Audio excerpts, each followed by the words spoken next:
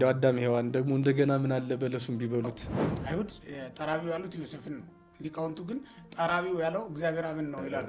ያልነበር አይደለም የተወለደው፣ እኛ ያልነበርን ስንወለድ ምድርን ሰማይ ሆና አገኘናት በአንድ ቀን በአንድ ሌሊት። ተመልከት እስኪ አስበዋል።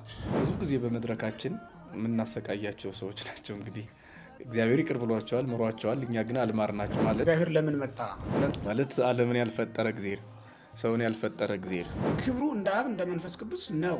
ግን ደግሞ በምድር በከብቶች በረት በከብቶች መካከል የምናገኘው ነው። በሰማያዊ ልደቱ ልጅ ነው። ልጅ ሕፃን የሚባል ስም የለውም። ምንም እንኳን የባህሪ አምላክ ቢሆንም ሰው ሆኗል። ምንም እንኳን ሰው ቢሆንም የባህሪ አምላክ ሆኗል። ምንም ለእኛ ቤዛ ሊሆን የሚችል ከሱ ውጭ ማንም የለም። ልዩነቱ ይሄኛው አማኑኤል የሆነ ኢየሱስ ነው። ያኛው ግን ኢያሱ ብቻ ነው፣ ኢሳይያስ ብቻ ነው፣ ኤልሳ ብቻ ነው።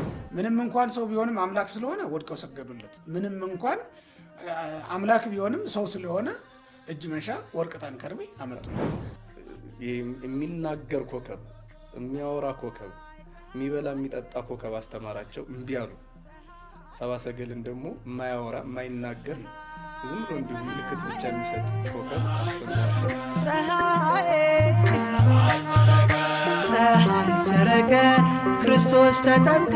አንድ አምላክ በሚሆን በአብ በወልድ በመንፈስ ቅዱስ ስም እያመንና እየተማጸን መርሃ ግብራችን እንጀምራለን። በመላው ዓለም የምትገኙ ኦርቶዶክሳውያን ምዕመናን፣ የእግዚአብሔር ቤተሰቦች፣ የእግዚአብሔር ሰላም እያላችሁበት ይደረሳችሁ። እንደምን ሰነበታችሁ? እንኳን ለአምላካችን ለመድኃኒታችን ለኢየሱስ ክርስቶስ የልደት በዓል በሰላም አደረሳችሁ። ዛሬ የአምላካችን መድኃኒታችን ኢየሱስ ክርስቶስ የመወለዱን ነገር የምናስታውስበትና አምላካችን መድኃኒታችን ኢየሱስ ክርስቶስ ለድኅነተ ዓለም ወደዚህ ምድር መምጣቱን የምንነጋገርበት ቀን ነው። ለዚህ ዕለት ለዚህ ሰዓት ያደረሰን አምላክ ወደ ምድር ወርዶ እንድናየው እግዚአብሔር በመካከላችን ተገልጦ የእኛን ባህሪ አድርጎ ሰውነታችንን ለብሶ በመካከላችን ተገኝቶ ያስታርቀን ዘንድ ካሳ ሆኖ ያድነን ዘንድ በእኛ መካከል ስላገኘ ነው እጅግ በጣም ደስ ብሎናል። ከዚህ በላይ ደስ የሚያሰኝ ምንም ነገር የለም። የደስታ መጀመሪያ ለሆነችው ደስታን ለሰማንባት እና የምስራች ለተባልንባት ለዚች ቀን እንኳን አደረሳችሁ ላለሁ በድጋሚ ዛሬ እንግዲህ ይህንን በተመለከተ እኔና ሊቀ ሊቃውንት ስሙር ነን እንደተለመደው የመጣ ነው ማለት ነው። ይህን በተመለከተ እንነጋገራለን። ከበረከተ ልደቱ እንደ ሰብአ ሰገል ያካፍለን ዘንድ እግዚአብሔር መልካም ፈቃዱ ይሁንልን እያልኩ ወደ መርሃ ግብራችን እንገባለን። ሁላችሁም በያላችሁበት ሁናችሁ በስራ ቦታም በዓል በማክበርም በልዩ ልዩ መንገድ በልዩ ልዩ ሁኔታ ሁናችሁ በዓሉን እየታደማችሁ እያከበራችሁ ያላችሁ እያሰባችሁ ያላችሁት ክርስቲያኖች በጠቅላላው እንኳን ያደረሳችሁ ከማለት በተጨማሪ የዕለቱን ታሪክ የዕለቱን በዓል በተመለከተ በዓሉ እንዴት መከበር እንዳለበት ይህንን በዓል የምናከብርበትን ምክንያት እንዲሁ እያነሳን እንቆያለን። አምላክ ሰው ሆነ፣ ሰው አምላክ ሆነ። እጅግ በጣም ጥልቅና ድንቅ የሆነ ምስጢር ያለው በዓል ነው እና እንድትከታተሉን ከወዲሁ በእግዚአብሔር ስም እንጋብዛለን። እግዚአብሔር ይስጥልኝ። ሰላምታ ካቀረብ ወይም እንኳን አደረሳችሁ በልና እንጀምር። እሺ፣ ያው እኔም ልበል። እሺ፣ ለጌታችን ለመድኃኒታችን ለኢየሱስ ክርስቶስ የልደት በዓል እንኳን አደረሳችሁ አደረሰን። መልካም። እንግዲህ ይህንን በዓል እያከበሩ ላሉ ክርስቲያኖች አምላካችን መድኃኒታችን ኢየሱስ ክርስቶስ ሰው የሆነበትን ምስጢር ነው እንግዲህ ዛሬ የምናነሳው። ከምን እንጀምር? ያው ከጥንተ መሰረቱ ነው እንግዲህ ዞሮ ዞሮ ነገርን ከስሩ ውሃን ከጥሩ የሚባለው።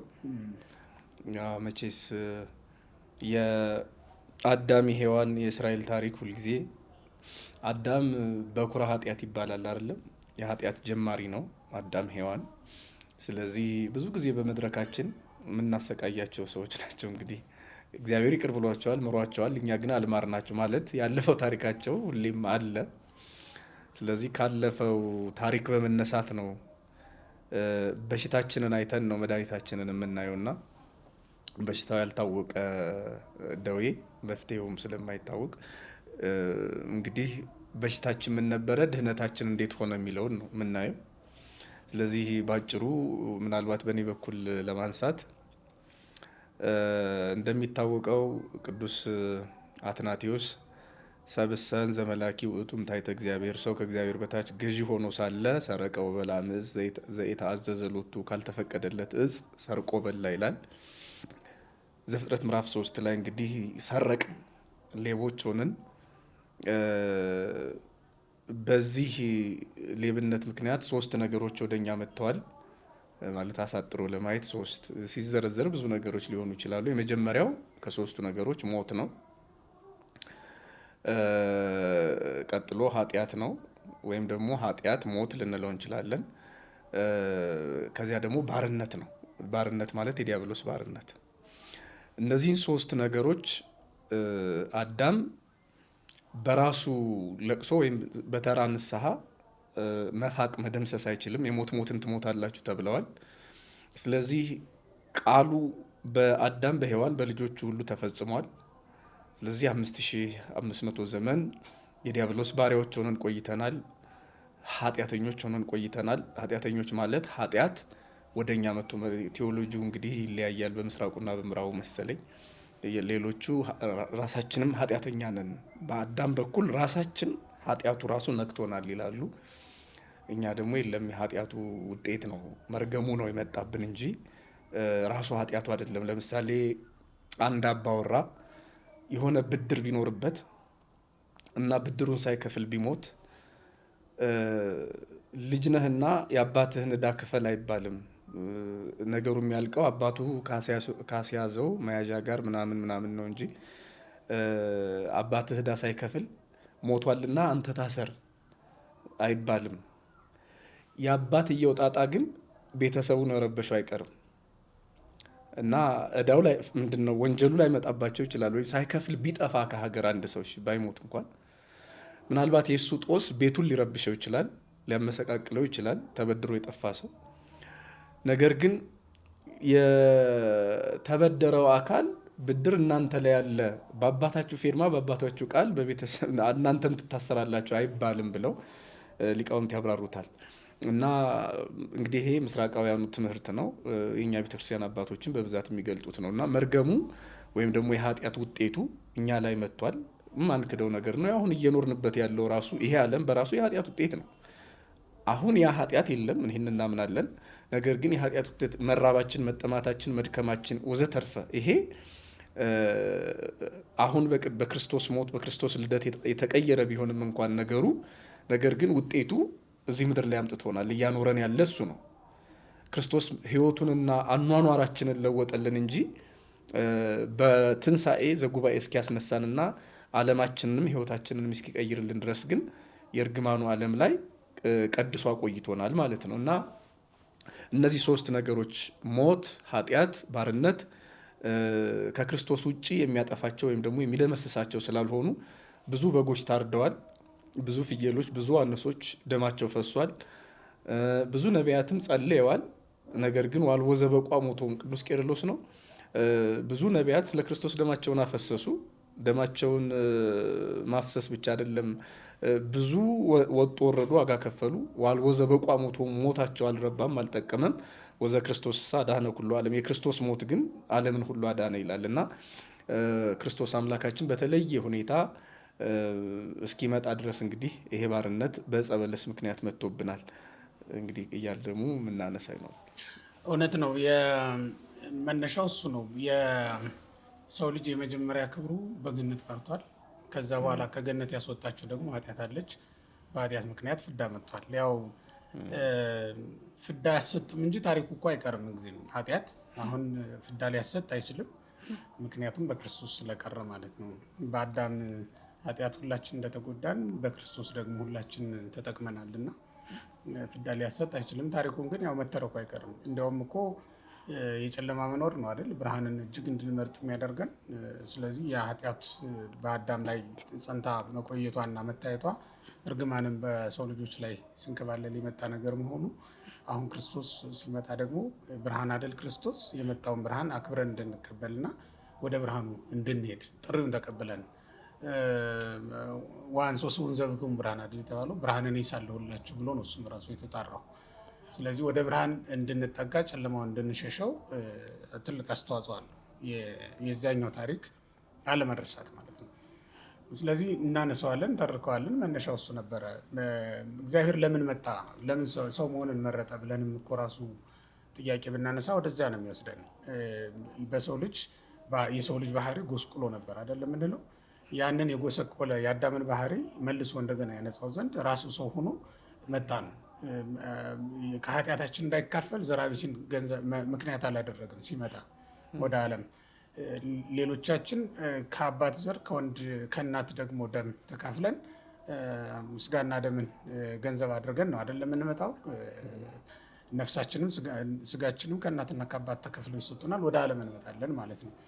እሱ ግን ከዛ በተለየ ሁኔታ ጽንስ በመንፈስ ቅዱስ ሆነና ኃጢአታችንን አልተካፈለም፣ ባህሪያችንን ግን ተካፍሎ ወደ ዓለም መጣ። ይሄ ለምን ረዳን ማለት ነው? ባህሪያችን እንዲቀደስ ምክንያት ሆነ ማለት ነው። ስለዚህ ዛሬ አሁን ክርስቶስ ተወለደ ብለን ስንናገር ወይም ስናነሳ ንጹህ ሰው ገና ለመጀመሪያ ጊዜ መወለዱን ነው አይደለም እናየው። ንጹህ ሰው በዓለም ላይ ለመጀመሪያ ጊዜ ተወለደልን፣ ሕፃን ተወለደልን ብለንም እኮ የምንናገረው ለዚህ ነው። ንጽሐ ጠባይ ሳያድፍበት የተወለደ ነቢዩ ኢሳያስ ሕፃን ተወልደልን አይደለም የሚለው። ቅዱስ ኤፍሬምም ወስዶታል በድርሳኑ፣ በውዳሴ ማርያም ድርሳን ማለት ነው። ሕፃን ተወለደልን ብለን ሕፃን ሆኖ ተወለደልን አይደል ብለው የሚተረጉሙት ሕፃና ተወልደለን ወልድ ወሕፃነ ተወህበለን ብላቴና ሆኖ ለሕማም ለሞት ተላልፎ ተሰጠልን ብለው ይተረጉሙታል። ሕፃን ተወለደልን ብለን የተናገርነው ንጽሐ ጠባይ ያላደፈበት። በብሉይ ኪዳን እንደሚታወቀው ቀንዱ የከረከረ ፀጉሩ ያረረ በግ ለመስዋዕት አይቀርብም ነበረ። የአንድ ዓመት ጠቦት ነበር ይቀርብ የነበረው። ለምን? ነውር የሌለበት በግ ስለሆነ። ኢየሱስ ክርስቶስም ነውር የሌለበት ሆኖ ነው ወደ ዓለም የመጣው። ምክንያቱም መስዋዕት አድርገን ልንታረቅበት ነው። ከዛ በፊት ቅድም እንዳነሳው እኮ ከዛ በፊት የሞቱት ነቢያት ደማቸው በግፍ ስላልፈሰሰ አይደለም እና ስለ ጽድቅም መከራ ስላልተቀበሉ አይደለም ሊያስታርቁን ያልቻሉት። ኃጢአት ስለነበረችባቸው ነውር ያለበትን መስዋዕት ደግሞ ሰውተን መታረቅ አንችልም ነበር። ስለዚህም ነውር የሌለው በግ ለመጀመሪያ ጊዜ መጣ ማለት ነው። እመቤታችን ቅድስት ድንግል ማርያም መስዋዕቱን ወለደችልን ብለን የምንናገረው ይህ ዛሬ የተወለደው መስዋዕት ነውር የሌለበት መስዋዕት ሆኖ ስለመጣ ነው ማለት ነው። ስለዚህ መስዋዕታችን ዛሬ ተወለደ ማለት እንችላለን አይደለም? እውነት ነው። ዛሬ መስዋዕታችን ተወለደ፣ ነውር የሌለበት ሊቀ ካህናቱም መስዋዕቱን የሚያሳርገው በጣም እውነት ነው። ያ ማለት ከዛ በፊት የነበሩ ሊቃነ ካህናት ስልጣናቸው በቅባት ያገኙት ነበረ። ይሄ ማለት አፋዊ ወይም የባህሪ አይደለም ማለት ነው። ያይደለ ያልሆነ ነበረ። አሁን ግን አማናዊ ሊቀ ካህናት ኢየሱስ ክርስቶስ ተወለደ። እንዲያውም ቅዱስ ጳውሎስ ዘከመዝኬ ሊቀ ካህናት ይደለውና ብሎ የመሰከረለት ማለት ነው። እንዲህ ያለ ሊቀ ካህናት ይገባናል ብሎ የመሰከረለት ሊቀ ካህናት እሱ ተወለደ ማለት ነው። ይህም ማለት ምንድነው? ወደ ቅድስተ ቅዱሳን ገብተው ያገለግሉ ነበር አይደል? እነዛኞቹ ወደ ምድራዊቷ ድንኳን ማለት ነው። ወደ ምድራዊቷ መቅደስ ገብተው ያገለግሉ። በሰው እጅ ወዳልተሰራች ነው። በሰው እጅ ቅዱስ ጳውሎስ በዕብራውያን መልእክቱ ላይ እንደተናገረው በሰው እጅ ወዳልተሰራችው መቅደስ ገብቶ የሚያገለግለው ሊቀ ካህናት ግን ገና ዛሬ ነው የተወለደው ማለት ነው። ስለዚህ ዛሬ እንግዲህ ወደ የልደቱን ወግ ስለሆነ የምናነሳው ነገረ ሥጋዌን በስፋት ወደ መተንተን አንገባም። ልደት ነው እና እያከበሩ ያሉት ምዕመናኑ ያንን ማወቅ ስላለባቸው እንዴት ተወለደ፣ የት ተወለደ፣ መቼ ተወለደ የሚለውትን ነገሮች እያነሳን እንደው ልደቱን ብቻ ይህም በዓሉን ብቻ ሊያስታውሱ የሚችሉ ነገሮችን ብንነጋገር ይሻላል። ትክክል። እኔ እንዴት ተወለደ የሚለውን እስኪ እኔ ልሞክርና የቤተ ክርስቲያናችን እንግዲህ ሊቃውንት በብዙ መንገድ የተረጎሙት ነው። ምናልባት ሁሉንም በዚህ ሰዓት መናገር የምንችል ላይሆን ይችላል ካለው ነገር አንጻር። በመጠኑ ለመናገር ግን ክርስቶስ እንዴት ተወለደ የሚለው በድንግልና ተጸንሶ በድንግልና ተወለደ፣ አምላክ ሰው ሆኖ ሰው አምላክ ሆኖ ተወለደ የምንለው ትምህርታችን እንዳለ ሆኖ ነገር ግን እዚህ ውስጥ ዘፍጥረት ምዕራፍ 3 ላይ ብዙ ጊዜ የሚያቆየን ታሪክ ያለ ይመስለኛል። የቤተ ክርስቲያን ሊቃውንት ዘፍጥረት ምዕራፍ 3ን የሚያብራሩበት ነገር ነገሩ ዘፍጥረት 1 ጀምሮ ያለው ነገር ቁጥር 1 ያው ነገረ ልደት እንደሆነ ከዮሐንስ ራእይ ጋርም በማመሳሰል ወይም ደግሞ በማመሳጠር ሊቃውንቱ ብዙ ብለዋል። ነገር ግን እንደተባለው ለሰዓታችንም ሲባል ዘፍጥረት 3 ላይ ያሉት ቃላት ቁልፍ ነገሮች ናቸው ስለ ልደቱ ለመናገር። የመጀመሪያው ዲያብሎስ እኛን ወይም ደግሞ የሰውን ልጅ አዳምን ሔዋንን የሰውን ልጅ ያሳሳተበት መንገድ በጣም ድንቅ ነበር። ምን ተከለከላችሁ? ዕፀ በለስን ብትበሉ እኮ አኮ ሞተ ዘትመውቱ፣ ሞትን የምትሞቱ አይደለም እንደ እግዚአብሔር ትሆናላችሁ ነው አይደል ያላቸው። ይቺ ሽንገላ፣ ይቺ ምጸት እሱ እኛን ለማታለል የተጠቀመበት ነው። ሰውን ለማታለል ለማጥመድ የተጠቀመበት ቃል ነበረ። እንደተሸነገላችሁ እንደተታለላችሁ አትቅሩ ብሎ እውነት አደረገው ማለት ነው። ሰውን ለማዳን ተጠቀመበት። እግዚአብሔር የዲያብሎስን ቃሉን በቃሉ ሻረበት። እንግዲህ በጣም ድንቅ ነገር ነው። እንደ እግዚአብሔር ትሆናላችሁ ብሎ ነበረ። እንደሚለው ቃል ብቻ ነው የቀረው። በእርግጥ ሰው እንደ እግዚአብሔር ሆኗል። አሁን አማልክት ተብለዋል ሐዋርያት አይደለም። እንደ ብለን የምንጠራቸው ነገሮች አሉ። ብፁዕ ቅዱስ አቡነ ጳውሎስ ትንንሽ እግዜሮች ነን ይሉ ነበር በየስብከታቸው። ማለት ዓለምን ያልፈጠረ እግዜር፣ ሰውን ያልፈጠረ እግዜር ያደረበት ማለት ነው እንጂ መቼም ሰው አምላክ ይሆናል ማለት አይደለም። የባህሪ አምላክነት ለእግዚአብሔር ብቻ ነው። ነገር ግን ሙሴ አምላክ እንደተባለው ማለት ነው ለፈርዖን እና እንደ እግዚአብሔር ትሆናላችሁ ብሎ ቀልዶ አልነበረ፣ አታሎን አልነበረ እንደሚታወቀው። እና ይሄንን ያየ ይሄንን ሽንገላችንን፣ ይሄንን ውርደታችንን፣ ይሄንን በቃል መታለላችንን ያየ የሰማ አምላክ ሰው እንደ እግዚአብሔር ይሁን ብሎ ሰው እግዚአብሔር የሆነበት ቀን ነው ዛሬ። ዲያብሎስ እንግዲህ ምንድን ነው መላከ ብርሃን ናቸው። አንድ ስብከት ወይ ደግሞ ቅኔ ነገር ነበረ፣ በደንብ አላስታውስም። የዲያብሎስ ትንቢቱ ራሱ ዲያብሎስ ያሰው ነብዩ ማሩ የሚል ቅኔ ነው። እሱ ያሰው ነብዩ ማሩ የሚለው እሳቸው ጥሩ አመስጥረውታል። በቃ ዲያብሎስ አንዳንዴ ልክ ክርስቶስ ከተወለደ በኋላ ክርስቶስ የእግዚአብሔር ልጅ እያለ እውነት ሲናገረን እንሰማዋለን አይደለም። አሁንም ሳያውቀው እንደ እግዚአብሔር ትሆናላችሁ ብሎ አልነበረ፣ ሰው እንደ እግዚአብሔር ይሆናል ብሎ ቀልዶብን አልነበረ። ያን ቀልዱን ዲያብሎስ እኛን ያታለለበትን ቃል ክርስቶስ እውነት አደረገው። ማለት እግዚአብሔር ሰው ሆነ ማለት ነው። እግዚአብሔር ሰው ሲሆን ሰው እግዚአብሔር ሆነ፣ አምላክ ሰው ሆነ፣ ሰው አምላክ ሆነ። አንዱ ይሄ ነው። ሁለተኛው ደግሞ የመጣበት መንገድ ማለት ዲያብሎስ በእባብ አደረ እና አዳም ሔዋን እንደሚታወቀው አያውቁትም። ዲያብሎስ በእባብ አድሮ እንደሚያናግራቸው አላወቁም። ዲያብሎስ በእባብ አድሮ እንደሚያሳስታቸው አላወቁም። ይህንን ነው እንግዲህ ቤተክርስቲያን ሊቃውንት እዚህ ልደት ላይ የሚያመጡት። ወበከመ ተሃባ ነው አይደለ? ወበከመ ተሃባ ሰይጣን በጉሉት ውስጥ ተስጋ ከይሲ ከማሁ ኮነ ድህነትነ በተሰውሮ ቃል እግዚአብሔር። እንግዲህ ግልጽ ለማድረግ ዲያብሎስ በእባብ ገላ ተሰውሮ ራሱን ደብቆ እባብ መስሎ በእባብ አድሮ እኛን እንዳዋረደን ወይም ደግሞ እንዳሳሳተን ከማሁ ኮነ ድህነትነ ድህነታችንም እንዲሆነ ማለት ቃል ወይም መለኮት እግዚአብሔር ወልድ በተለየ አካሉ በስጋ አደረ። በተሰውሮ ተቃለ እግዚአብሔር ማለት ራሱን በስጋ ሰወረ ማለት ስጋን ተዋሃደ ማለት ነው። ዲያብሎስ የእባብን ስጋ ለብሶ እኛን አታለለን፣ እኛን ከገነት አባረረን። ዲያብሎስ የእባብን ስጋ ለብሶ እኛን ከገነት አባረረን። ክርስቶስ ደግሞ የሰው ስጋ ለብሶ ወደ ገነት መለሰን። ስለዚህ ሰይጣን ባመጣው መንገድ በፈጠረው ጥበብ ተዋረደ ማለት ነው ዛሬ። አንዱ ይሄ ነው። ሌላው ደግሞ አዳም ሔዋን የሚያናግራቸው የመሰላቸው በተለይ ሔዋን እንግዲህ ቃለ ምልልሱን ስናየው እባብ እንጂ ዲያብሎስ እዚያ እባብ ውስጥ እንዳለ አላወቀችም ወይም አልጠረጠረችም። የተለመደም አይደለም። በመጽሐፍ ተጽፎ አላነበበችው፣ በአጋጣሚ አላገኘችው። እባብ ውስጥ ዲያብሎስ ይኖራል ብላ በፍጹም አልገመተችም። በተመሳሳይ መልኩ ዲያብሎስ አዳምን ሔዋንን የሰውን ልጅ በእባብ ገላ ተሰውሮ እባብን ዲያብሎስነቱን ሳይገልጥ መጥቶ ጉድ እንዳደረገን ክርስቶስ ደግሞ የሰውን ስጋ ለብሶ ዲያብሎስ ሳይጠራጥር የሰው ስጋ ውስጥ መለኮት ይኖራል ሳይል የሰውነት ተፈጥሮ ውስጥ እግዚአብሔር ነው መለኮት አለ ብሎ ሳይጠረጥር ሔዋን አዳም ባልጠረጠሩበት መንገድ ዲያብሎስ እንዳዋረዳቸው ዲያብሎስ ራሱ ደግሞ ባልጠረጠረው ይሆናል ብሎ ባላሰበው ባልገመተው መንገድ ደካማ ስጋ ውስጥ መለኮት ተገለጠ። የእባብ ስጋ ውስጥ መለኮት ዲያብሎስ አደረ። የሰው ስጋ ውስጥ ደግሞ እግዚአብሔር ተዋሃደ፣ የሰውን ስጋ ማለት ነው። ሰውን ስጋ ለበሰ።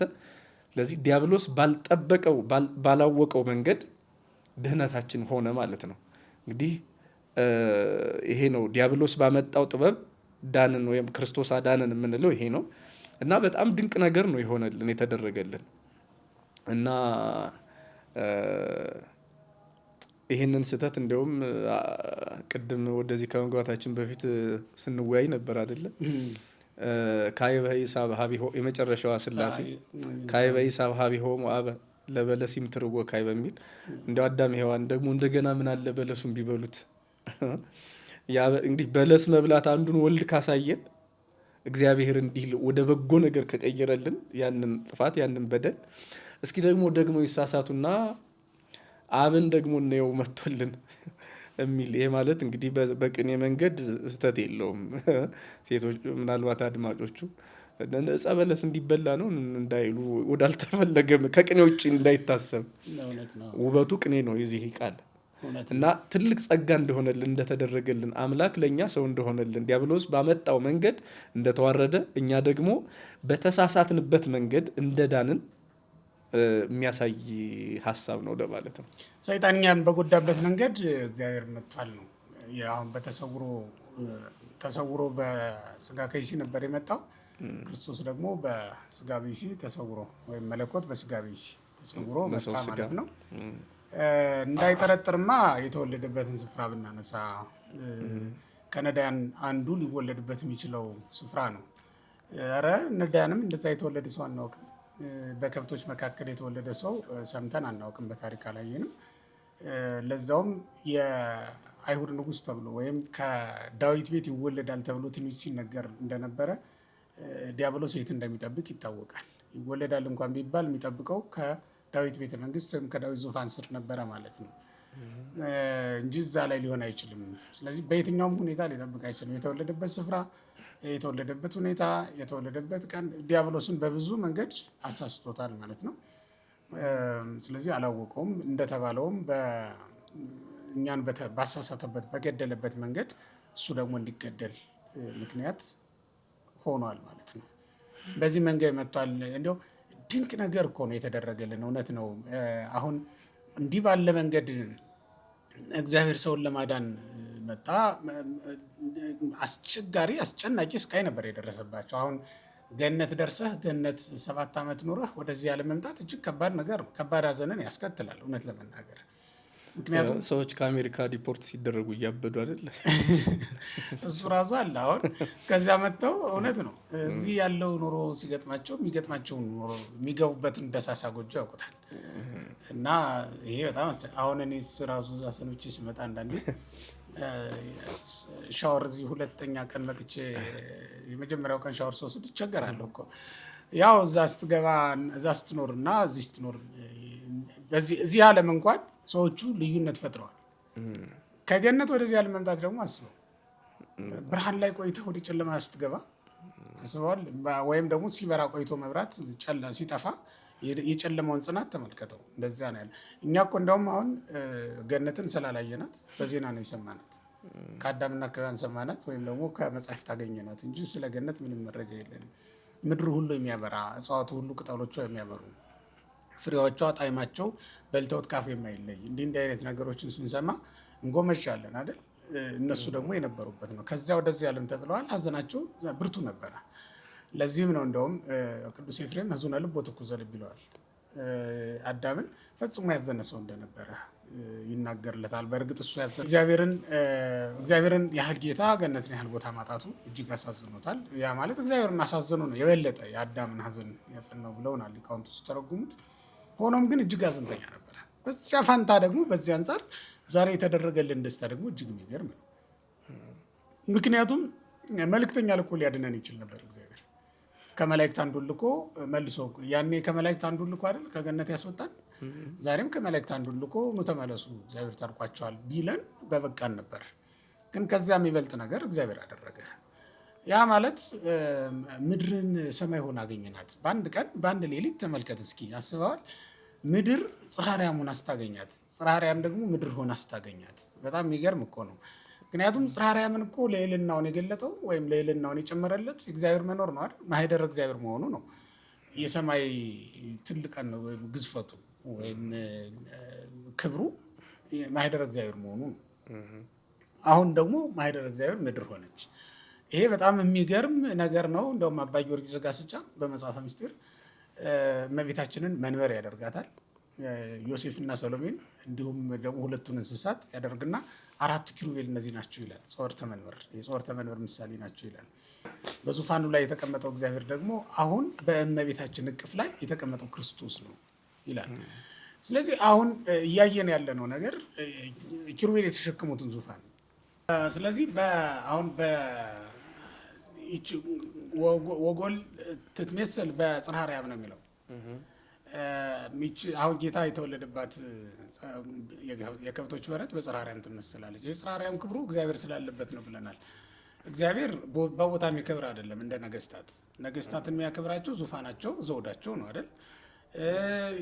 የሰው ክብሩ በልብሱ ይገለጥ ይሆናል።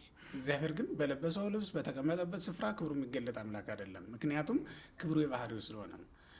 ፀሐይ ሰማይ ላይ በመሆኗ በምድር ላለ ፍጥረት ሁሉ ትታይ ይሆናል እንጂ ምድር ላይ ብትሆን ብርሃኗ የሚቀንስ አይደለም፣ ወይም ብርሃኗ የሚሰወር አይደለችም። በተፈጥሮ ያገኘችው ጸጋ ከማንም ያልተቀበለችው ከእግዚአብሔር የተቀበለችው የተፈጥሮ ገንዘቧ ስለሆነ ማለት ነው። እግዚአብሔርም ልክ እንደዛው ነው። የባህሪ ክብሩ ስለሆነ ቦታ የሚያከብረው ቦታ የሚቀድሰው አምላክ አይደለም። እንደዛ ስለሆነ ይችን ቦታዋን ራሷን ጽርሐ አርያም አደረጋት ማለት ነው። እሱ ያለበት ቦታ ያው የከበረ ስለሆነ ሰውን የሚቀድሰው እግዚአብሔር ስላደረበት አይደለም። ሰው እኮ በባህሪው ቅዱስ አይደለም፣ ግን የእግዚአብሔር ቤተ መቅደስ በመሆኑ ቅዱስ ተብሎ ይከበራል ማለት ነው። ጽርሐ አርያምንም ማነው ይችን የተወለደባትን ስፍራ ልክ እንደዛው አደረጋት ብለውናል ሊቁ አባ ጊዮርጊስ ዘጋስጫ። እና በዚህ መልኩ የተደረገልን ክብር ስንመለከተው ደግሞ አሁን የደረሰብን መከራ ታላቅ ነበር። ከዚያ በላይ ደግሞ የተደረገልን ነገር ደግሞ እንዴት ይገርማል። እሱን ስናስበው ደግሞ በጣም የሚደንቅ ነገር ተደርጎልናል ማለት ነው። ከዚህ ጋር እንደው ተያይዞ አሁን ከአባቱ እሪና ሳይለይ ተወለደ እንላለን። እንደው ይህንን ትንሽ ማብራሪያ ብንሰጥበት። በእኔ በኩል ምናልባት ትንሽ ለማለት ከአባቱ ሪና ሳይለይ ተወለደ። አሁን የአባቱ ሪና ማለት ከባህሪ አባቱ ጋራ አንድ ባህሪ ነው ማለት ነው። ተወለደ ማለት ደግሞ ከሰው ጋር ያለውን ባህሪያዊ ልደቱን ሰው መሆኑን ባጭሩ የሚገልጥ ነው። ሁለት ነገር መቼም ተወለደ ስንል ማንም ሰው እዚህ ምድር ላይ ስንወለድ የመጀመሪያው ልደታችን ነው። ለሱ ግን ሁለተኛ ልደት ነው። ስለዚህ ያልነበር አይደለም የተወለደው። እኛ ያልነበርን ስንወለድ፣ እሱ ግን የነበረን የተወለደው። ያ ማለት ለመኖሩ መጀመሪያው አይደለም። ለመኖሩ መጀመሪያው አይደለም። አካሉ እውነት ነው፣ ግዙፍ አካል የለውም፣ የስጋ አካል የለውም። አሁን ግን የሚጨበጥ የሚዳሰስ ግዙፍ አካል ይዞ ተወለደ። ሁለተኛው ልደቱ ነው። ቅድምም ሲባል እንደነበረው ደግሞ በሰማያዊ ልደቱ ልጅ ነው። ልጅ ሕፃን የሚባል ስም የለው። በምድራዊ ልደቱ ግን ሁለቱንም ነው። ልጅም ነው ሕፃንም ነው። ምክንያቱም እዚህ ውስጥ ሕፃንነት አለ። ሕፃንነት አለ ማለት በስጋ ባህሪው እንደኛ ነው። ከኃጢአት ብቻ በቀር እኛን ሆኗል። ስለዚህ አበመ እያለ እናቱን ማርያም እያለ መጥራቱ የማይቀር ነው። እንደ ሕፃናት ማልቀሱ የማይቀር ነው። ሕፃናት ምንድን ነው? እንደ ሕፃናት ጡት መጥባቱ ግዴታው ነው። ግዴታው ነው ማለት እንግዲህ የሰውን ባህሪ አድርጓልና። ስለዚህ ከአባቱ ሪና ሳይለይ ማለት አምላክነቱን ሳይተው ጌትነቱን ሳይተው ምድራዊ ሰማያዊ ዙፋኑን ሳይለቅ በላይ በሰማይ ከአብ ከመንፈስ ቅዱስ ጋራ በምድር ደግሞ በከብቶች በረት ከእንስሳት ጋራ መታየቱን መገለጡን የሚያሳይ ነው። ይህንን እንግዲህ የቤተ ክርስቲያን ሊቃውንት በተለይ ኤፌሶን ላይ ቅዱስ ጳውሎስ መካከለኛ ብሎታል አይደል? ክርስቶስን ስለሱ ትንሽ ለማለት ነው። መካከለኛ የሚለው ቃል ብዙ ጊዜ ብዙ ሰዎች አማላጅነት ብለው ባልተገባ መንገድ ተርጉመውታል። ምስጢራቱ ግን ምንድን ናቸው? እነዚህ በሁለት መንገዶች ለመግለጥ ለምሳሌ ወለብሶሙ ለክልኤሆሙ ይልና ከመሃል ብንጀምረው ሁለቱን ነፍስና ስጋን ተዋሃደ ወይም ለበሳቸው ማለት ተዋሃደ ማለት ነው። ወአረቆሙ ለክልኤሆሙ ሁለታቸውን ነፍስና ስጋን እርስ በርሳቸው አስማማቸው ይልና እያለ ይቀጥልና ሊቁ መለኮት ዘአቡ ወዚአሁ መለኮታዊ ባህሪው መለኮታዊ አካሉ ማለት መለኮታዊ ባህሪው መለኮታዊ ይሄ እግዚአብሔርነቱ ጌትነቱ አምላክነቱ የአባቱም ነው የሱም ነው። ወስጋ ዘዚአነ የለበሰው ስጋ ደግሞ የኛ ነው። ወአረቆሙ ለክልኤሆሙ ይሄን ሆኖ የአባቱን ባህሪ ይዞ የኛንም ስጋ ነስቶ ተዋህዶ ሁለቱን አስታረቃቸው ይላል፣ አንድ አደረጋቸው አለ። አሁን ይሄኛው እንግዲህ ሁለቱን አንድ አደረጋቸው የሚለው ወአረቆሙ ለክልኤሆሙ ምንድን ነው? ሁለቱም ማና ማን ናቸው? የመጀመሪያው ነፍስና ስጋ ነው። ነፍስና ስጋን አስታርቋል። 5500 ዘመን ተለያይተዋል ማለት የነፍስ ክብር የለም፣ የስጋ ክብር የለም። ያው መቼስ አንድ ሰው ተብሎ ቢኖርም አንድ ሰው ነገር ግን ክብሩን አጥቷል። ለዚህ ነፍስና ስጋ ጠበኞች ሆነዋል። ስጋ ልብላ ብሎ በድሏል። የነፍስ ጸጋ የነፍስ ከእግዚአብሔር መለየት ትልቅ ነገር ነውና እና ነፍስና ስጋ ተለያይተው ኖረዋል ባጭሩ በክብር በጸጋ። አሁን አንድ አደረጋቸው ክርስቶስ ማለት መጀመሪያ ተዋሃዳቸው ነፍስና ስጋችንን፣ ቀጥሎ ደግሞ ለኛ ነፍስና ስጋ አንድነትን ሰጠ። ሁለቱን አንድ አደረጋቸው ማለት ነው። ሁለተኛው ትርጓሜ በሌላ መልኩ እዚሁ ውስጥ ወአረቆሙ ለክልኤሆሙ እሱ መለኮት ነው፣ ከአባቱ አንድነት ያልተለየ ነው። ደግሞም ከኛ አንድነት ያልተለየ ነው ማለት እኛንም ሆኗል፣ ሰው ሆኗል። አሁን እኛን ሆኖ በመለኮታዊ ባህሪው ደግሞ ከአብ ከመንፈስ ቅዱስ ጋር አንድ ሆኖ ለእኛ ቤዛ ሊሆን የሚችል ከሱ ውጭ ማንም የለም። መካከለኛ ማለት ይሄ ነው። አሁን ለምሳሌ አብ መካከለኛ አይሆንም፣ ምክንያቱም እንደኛ ስጋ አልለበሰም። መንፈስ ቅዱስ እንደኛ ስጋ አልለበሰም፣ ወይም ደግሞ እንደኛ አልሆነም በባህሪ። ኢየሱስ ክርስቶስ ግን በተለየ ሁኔታ ስጋችንን ለበሰ። መለኮት ዘአቡ ወዚአሁ መለኮት የእሱና የአብ ባህሪ ነው። መለኮትነት፣ እግዚአብሔርነት፣ አምላክነት። ስጋ ወተስቢት ዘዚአ ስጋ ደግሞ የኛ ነው አለ። አሁን ስለዚህ ስጋችን ነስቷል፣ መለኮታዊ ባህሪው አለ።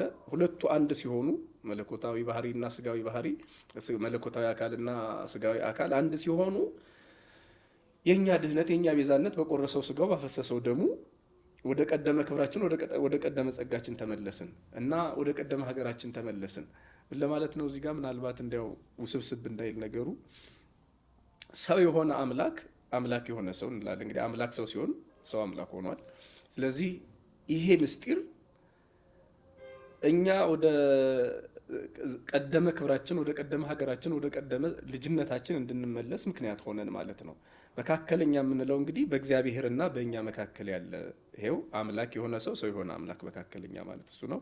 በሌላ መልኩ ነፍሳችንና ስጋችንን የተዋሃደ ማለት ነው እና ነፍሳችንም ስጋችንንም ፈጥሮ የተዋሃደ ስጋችንን ተዋህዶ ስጋውን የቆረሰልን ደማችንን ነስቶ ደሙን ያፈሰሰልን አምላክ እሱ ነው። ስለዚህ ይሄ መካከለኛ የሚለው ይሄ ነው።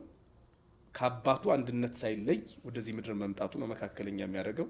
ከኃጢአት ብቻ በቀር እኛን ሆኖ ደግሞ እግዚአብሔርነቱ ሌላ መካከለኛ ያደርገዋል እና ይህንን መካከለኝነት የትኛውን ፍጡር ከፍጡር የትኛውን ፍጡር ሊወስደው አይችልም።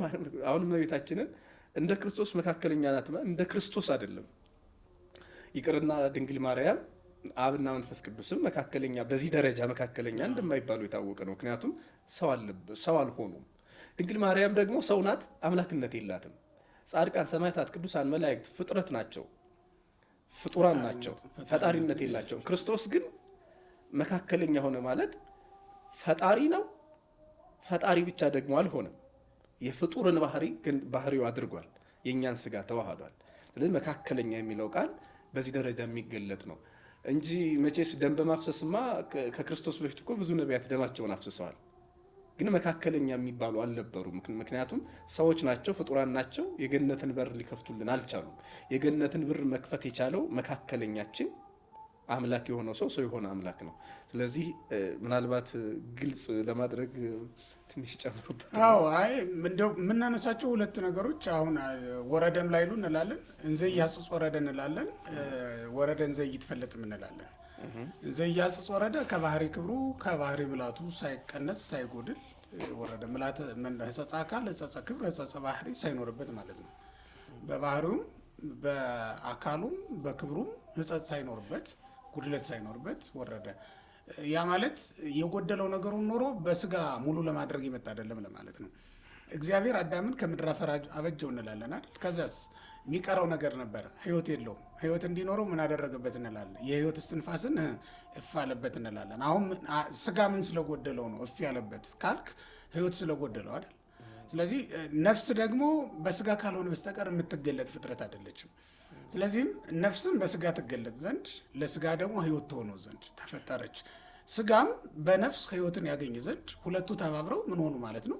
ህያው ነፍስ ያለው ፍጥረት ሆኖ አዳም ተፈጠረ እንላለን።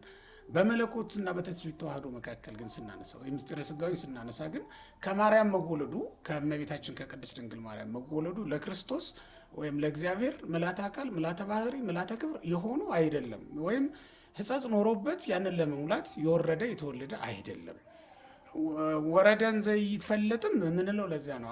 አሁን አንተ እንዳልከው ወረደን ዘይትፈለጥ እንላለን። ከአብ ከመንፈስ ቅዱስ በምንም አልተለየም። ያ ማለት ክብሩ እንደ አብ እንደ መንፈስ ቅዱስ ነው። ግን ደግሞ በምድር በከብቶች በረት በከብቶች መካከል የምናገኘው ነው። በምድር ወለተ ነዳያን ናት እመቤታችን፣ ወለተ ብዑላ ናት። ግን ደግሞ እሷ ራሷ ምንም የሌላት ድሃ ናት። ስለዚህ ከድሃ ሴት የተወለደ ነው ራሱ ኢየሱስ ክርስቶስ ስንመለከተው። ስለዚህ በምድር ላይ ከድሆች አንዷ ከሆነችው ከእመቤታችን ከቅድስት ድንግል ማርያም ተወልዶ እናገኘዋለን። በሰማይ ግን ሰማይና ምድር ገንዘቡ የሆነ የእግዚአብሔር ልጅ ነው። እንዲያውም ሊቃውንቱ አኮኑ ዝንቱ ወልዶ ለጸራቢ ይላል ማቴዎስ 12 ላይ ይሄ የጠራቢው ልጅ አይደለምን የሚል ነው ንባቡ። አይሁድ ጠራቢው ያሉት ዮሴፍን ነው። ሊቃውንቱ ግን ጠራቢው ያለው እግዚአብሔር አብን ነው ይላሉ፣ ይተረጉሙታል። ጠራቢው ማለት ምን ማለት ነው? ሰማይና ምድርን ጠርቦ ያስማማ እንጨት ጠራቢ ሁለቱን እንጨቶች ጠርቦ እንዲያጋጥማቸው ሰማይና ምድርን በቃሉ ያስማማ ያዋሃደ ያገናኘ የእግዚአብሔር አብ የጥበበኛው የእግዚአብሔር አብ ልጅ አይደለምን ማለታቸው ነው ብለው ተርጉመውታል። ስለዚህ አሁን እዚህ ላይ ስንመለከተው ኢየሱስ ክርስቶስ በላይ ሰማይና ምድር ገንዘቡ የሆነ ሰማይና ምድርን የፈጠረ እነሱንም ገንዘብ አድርጎ የሚኖር የእግዚአብሔር አብ ልጅ ነው። በምድር ደግሞ ከድሆች ያንዷ የእመቤታችን ልጅ ነው። ስለዚህ በሰማይ ሰው ስለሆነ አምላክነት ያልጎደለበት፣ በምድር ደግሞ አምላክ ስለሆነ ሰውነት ያልቀረበት ሆኖ ነው የምንመለከተው ማለት ነው።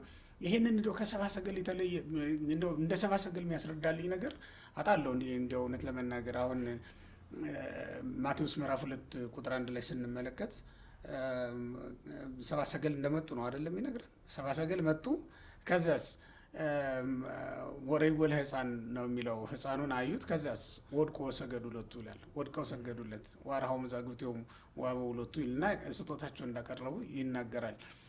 ወድቀው እጅ ነሱት፣ ሰገዱለት ነው። ወድቀው ነው የሚለው ተመልከት። ይሄ የባህሪ አምላክነቱን ተረድተው መስገዳቸውን ነው የሚያሳየው ማለት ነው። አሁን መስገዳቸው አምላክነቱን መረዳታቸውን ነው የሚያሳየው። እጅ መንሻ መስጠታቸው ደግሞ ከዚያ ቀጥሎ ሰውነቱን ነው የሚያሳየው። ተመልከት፣ ወርቅ የሚገባው ወርቅ መቀበል የሚችል ሆኖ ስለመጣ ራሱ እግዚአብሔር። ከዛ በፊት ማንም አግኝቶት ወርቅ የሰጠው የለም አይደል? አሁን ግን እግዚአብሔርን በአካል አገኙትና ወርቅ አቀረቡለት እነዚህ ሰዎች። አሁን የሚያሳየን ምንድን ነው? አምላክነቱም ሰውነቱም እዚች አረፍተ ነገር ላይ ብቻ ተገልጧል ማለት ነው። እዚች አረፍተ ነገር ላይ ብቻ ይገልጡታል እነዚህ ሰዎች። ወድቀው ሲሰግዱለት አንዲት ብላቴናን አታቅፈው የተቀመጠ አይደል? ነገስታት የሚሰግዱለት ምን ቢሆን ነው? እስኪ ተመልከተው። ዙፋናቸውን ትተው መጥተው ዘውዳቸውን አውልቀው ወድቀው እጅ ነሱት ዘንድ። ነገስታት ለማንም ይሰግዳሉ እንዴ? ለማንም ይሰግዱ እኮ ያሰግዳሉ እንጂ እንዴት ይሰግዳሉ? ናቡከደነጾር ህልም ካየ በኋላ እንኳን ሊሰግድ ራሱ ላየው ምስል እኮ የራሱን ምስል የኔ ምስል ነው ብሎ አሰግዷል አይደል? በትንቢተ ዳንኤል ምዕራፍ 3 ላይ እንደምናነበው በቅርቡ በቅዱስ ገብርኤል በዓለም ስናስታውሰው የነበረው ያ ምስል ማለት ነው። የራሱ ምስል እኮ ነው አቁሞ አሰግደዋል። የሮማ ነገስታትን ታሪክ ብንመለከት የራሳቸው ምስል አቁሞ አሰግደዋል። ነገስታት ይሰግዱላቸዋል እንጂ ይሰግዳሉ እንዴ? ነገስታት ይገብሩላቸዋል እንጂ ይገብራሉ እንዴ? ነገስታት ስጦታ ይመጣላቸዋል እንጂ ወርቅ አውጥተው ለሌላ ሰው ይሰጣሉ እንዴ? ለዚያውም በብዛ ሰራዊት በጉልበት ላላሸነፋቸው ላልመረካቸው ንጉሥ እንዲህ ሊሰግዱ ይችላሉ ብለህ ስታጠና የባህሪ አምላክነቱን ስላወቁ ወድቀው ሰግደውለታል። በምን አወቁ? ኮከብ እየመራቸው መጥቷል። ከዋክብት የሚታዘዙለት ከዋክብት መወለዱን ለማሳየት የሚመጡ እሱ የከዋክብት አምላክ እንደሆነ እነሱ ኮከብ ያመልኩ ነበር አይደለም እንለው። ኮከብ ሲያመልኩ ኖሩ። እነሱም ያመልኩት ኮከብ ግን ወደ እውነተኛው አምላክ ሊመራቸው ይዟቸው መጣ። እግዚአብሔርም በለመዱት ነው የሳባቸው። ተመልከት፣ መልአክ አላከላቸውም። እንደ እረኞች በመልአክ ነው አይደል ተጠርተው የመጡት። ለእነዚህ ግን መልአክ አልተላከላቸውም። ነቢይም አላከላቸውም እንደ እስራኤል። ለእነዚህ ሰዎች የላከላቸው ኮከቡን የላከላቸው። ተመልከት፣ ለምን ኮከብ ሲያመልኩ ነው የኖሩት። እውነተኛው አምላክ ይሄ ሳይሆን እውነተኛው አምላክ ዛሬ ተወልዷል ብሎ ሊያሳያቸውን ይዟቸው የመጣና ያመልኩት የነበረው ኮከብ ራሱ መጥቶ ሰገደለት። መቆሙ እኮ በሰው ሰውኛ ብንወስደው መስገዱ ነው ወይም በዓሉን ማክበሩ ነው አይደለ እንዴ? ለሱ መገዛቱን ነው የሚያሳየው። ይሄው ብሎ ማሳየት ነው እነሆ ብሎ ማሳየቱን ነው የሚያሳየው። እና መጥቶ ሲያሳያቸው እንደ አምላክ ያመልኩት የነበረው ኮከብ በቃ አምላክማ ይሄው ብለው ወድቀው ሰገዱለት ነው። ይሄንን ቅዱስ ዮሐንስ አፈወርቅም በትርጓሜ በደንብ ያብራራዋል። ይሄ የለመዱት ፈላስፎችም ናቸው እነዚህ ሰዎች፣ ጥበበኞችም ናቸው እና ጠንቋዮችም ናቸው። በኮከብ ያሟርታሉ፣ በኮከብ ያመልካሉ፣ በኮከብ ይመራሉ። ብዙ ነገሮችን በኮከብ ነበር የሚወስኑት የነበሩት። እነዚህ ከፋርስ አይደለም የሚመጡት እነዚህ ሰዎች። በቃ ሁለ ነገራቸውን ይወስኑበት በነበረው ነገር ነው የመራቸው። አሁን ግን ሁለ ነገራቸውን የሚወስንላቸው እድል ፈንታቸው፣ ጽዋ ተርታቸው በእጁ የሆነ አምላክ ተወልዶላቸዋልና ወደዚህ መርቶ አመጣቸው። ስለዚህ ምን አሉ? ወድቀው ሰገዱለት፣ አምላክነቱን ተረድተዋልና። እጅ መንሻቸውንም ሳጥናቸውን ከፍተው አቀረቡለት፣ ሰውነቱ ገብቷቸዋልና። ምንም እንኳን የባህሪ አምላክ ቢሆንም ሰው ሆኗል። ምንም እንኳን ሰው ቢሆንም የባህሪ አምላክ ሆኗል። ምንም እንኳን ሰው ቢሆንም አምላክ ስለሆነ ወድቀው ሰገዱለት። ምንም እንኳን አምላክ ቢሆንም ሰው ስለሆነ እጅ መንሻ ወርቅ፣ ዕጣን፣ ከርቤ አመጡለት። ከንጉስነቱ እስከ ክህነቱ፣ ከክህነቱ እስከ ሞቱ ድረስ ሊያመለክት የሚችል 3 ስጦታዎችን ያቀረቡለት ከዚህ የተነሳ ነው ማለት ነው። ለአምላክ እንዴት ወርቅ ይገበርለታል? ምን ሊያደርገው አላሉ። ሰው ነዋ። ሰው ከሆነስ እንዴት ይሰገድለታል አላሉም። አምላክ ነዋ። ስለዚህ ምን ሆነ? እንዘይሐጽጽ ወረደ ወይም እንዘይትፈለጥ ምህጽና ወረደ ብለን እንናገርለታለን ማለት ነው። እነዚህን ነገሮች ነው እንግዲህ ሊያሳይ የሚችለው ይሄ እንዘይሐጽጽ ወረደ። በዚህ መንገድ ሊብራራ ይችላል ብዬ አምናለሁ ማለት ነው። ትክክል ነው። ጥሩ። እንደዛ መሆኑን ካነሳን እንግዲህ በዕለተ ልደቱ የተከሰቱ ነገሮችን ጨመርመር አድርገን እናንሳና እንሂድ። የቤተልሔም የእረኞች ምስጋና አለ። የቤተልሔም በኢየሩሳሌም ያሉ ነገስታትና ካህናት ደግሞ የመከሩት ምክር አለ። ኢየሩሳሌም ታውካለች፣ ደንግጣለች። ቤተልሔም ደግሞ በደስታ ትዘምራለች። ይህ ነገር እንዴት ነው? አሁን መጽሐፍ ቅዱስ የሚነግረው ወታውከት ኩላ ኢየሩሳሌም አይደል? ደንገጸው ታውከ ይለዋል ሄሮድስን። ከዛ ደግሞ መላዋ ኢየሩሳሌም ከእሱ ጋር አብራ ታውካለች። የክርስቶስ ልደት ያወካቸው ሰዎች አሉ። የክርስቶስ ልደት ደግሞ ደስታ የፈጠረላቸው አካላት ደግሞ ነበሩ። በአንድ በኩል ይዘመራል፣ በሌላ በኩል ደግሞ ሁከት ተፈጥሯል። ግማሾቹ ነገስታት ይሰግዳሉ፣ ግማሾቹ ነገስታት ደግሞ ሊገድሉት የሞት አዋጅ ያውጃሉ፣ ወይም ደግሞ የሚገድሉበትን ሴራ ይጎነጉናሉ። እንደው እዚህ ላይ ምንድን ነው የምናየው ነገር? እንግዲህ ኢየሩሳሌም ዛሬ በክርስቶስ ልደት ስትታወክ እንደነበረው የሆሳዕና ዕለትም ታውካለች፣ በትንሣኤውም ታውካለች። ብቻ በክርስቶስ ምክንያት ብዙ ጊዜ ሁከት የሚገርም ነው። ክርስቶስን ሁሉ አስለቅሰዋለች። ስለ ኢየሩሳሌም አልቅሷል። እውነት ነው። ሁከት ከልደቱ ጀምሯታል፣ እስከ ትንሣኤው ድረስ ቀጥሎባታል። ከዚያም በኋላ እንግዲህ ሌሎች ታሪኮቹ እንግዲህ ከዚሁ ጋር እንደሚያያዙ ሊቃውንቱም የቤተክርስቲያን ታሪክ ጸሐፊዎችም የሚስማሙበት እውነት ነው። እንግዲህ ምናልባት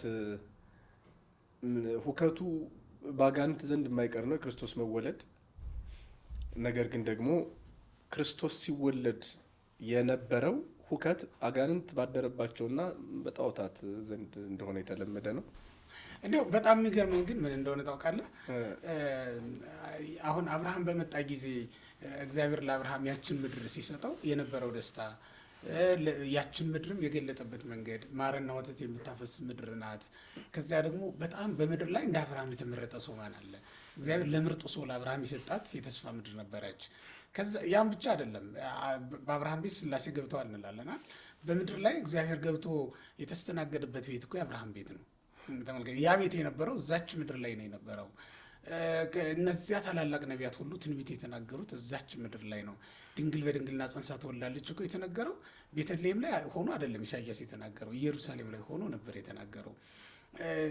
ሰሎሞን ቤተ መቅደስ የሰሩ እነዛ ሰዎች ሁሉ እኮ ቤተ መቅደስ ይሰሩ የነበረው ወደፊት መሲሁ መጥቶ ለሚሰራው የሰዎችን ቤተ መቅደስ አድርጎ መስራቱን የሚገልጥ ነው የነበረ እንጂ በወርቅና በብር ለታነጸ ቤተ መቅደስ ቁም ነገር ሆኖ አይደለም። ያለ እግዚአብሔር ምንም ይህን ያክል ቁም ነገር አልነበረም። እና ያ ሁሉ ምስጢር የተከናወነባት ቦታ ናት። በጣም ደግሞ የሚገርመው ካህኑ መልከጼዴቅ ራሱ መስዋዕት ያቀረበው እዛ ቦታ ነው። ለአብርሃም መስዋዕት ያቀረበበትን ከተማ ያችው አሁን ኢየሩሳሌም ብለን የምንጠራት ቦታ ናት።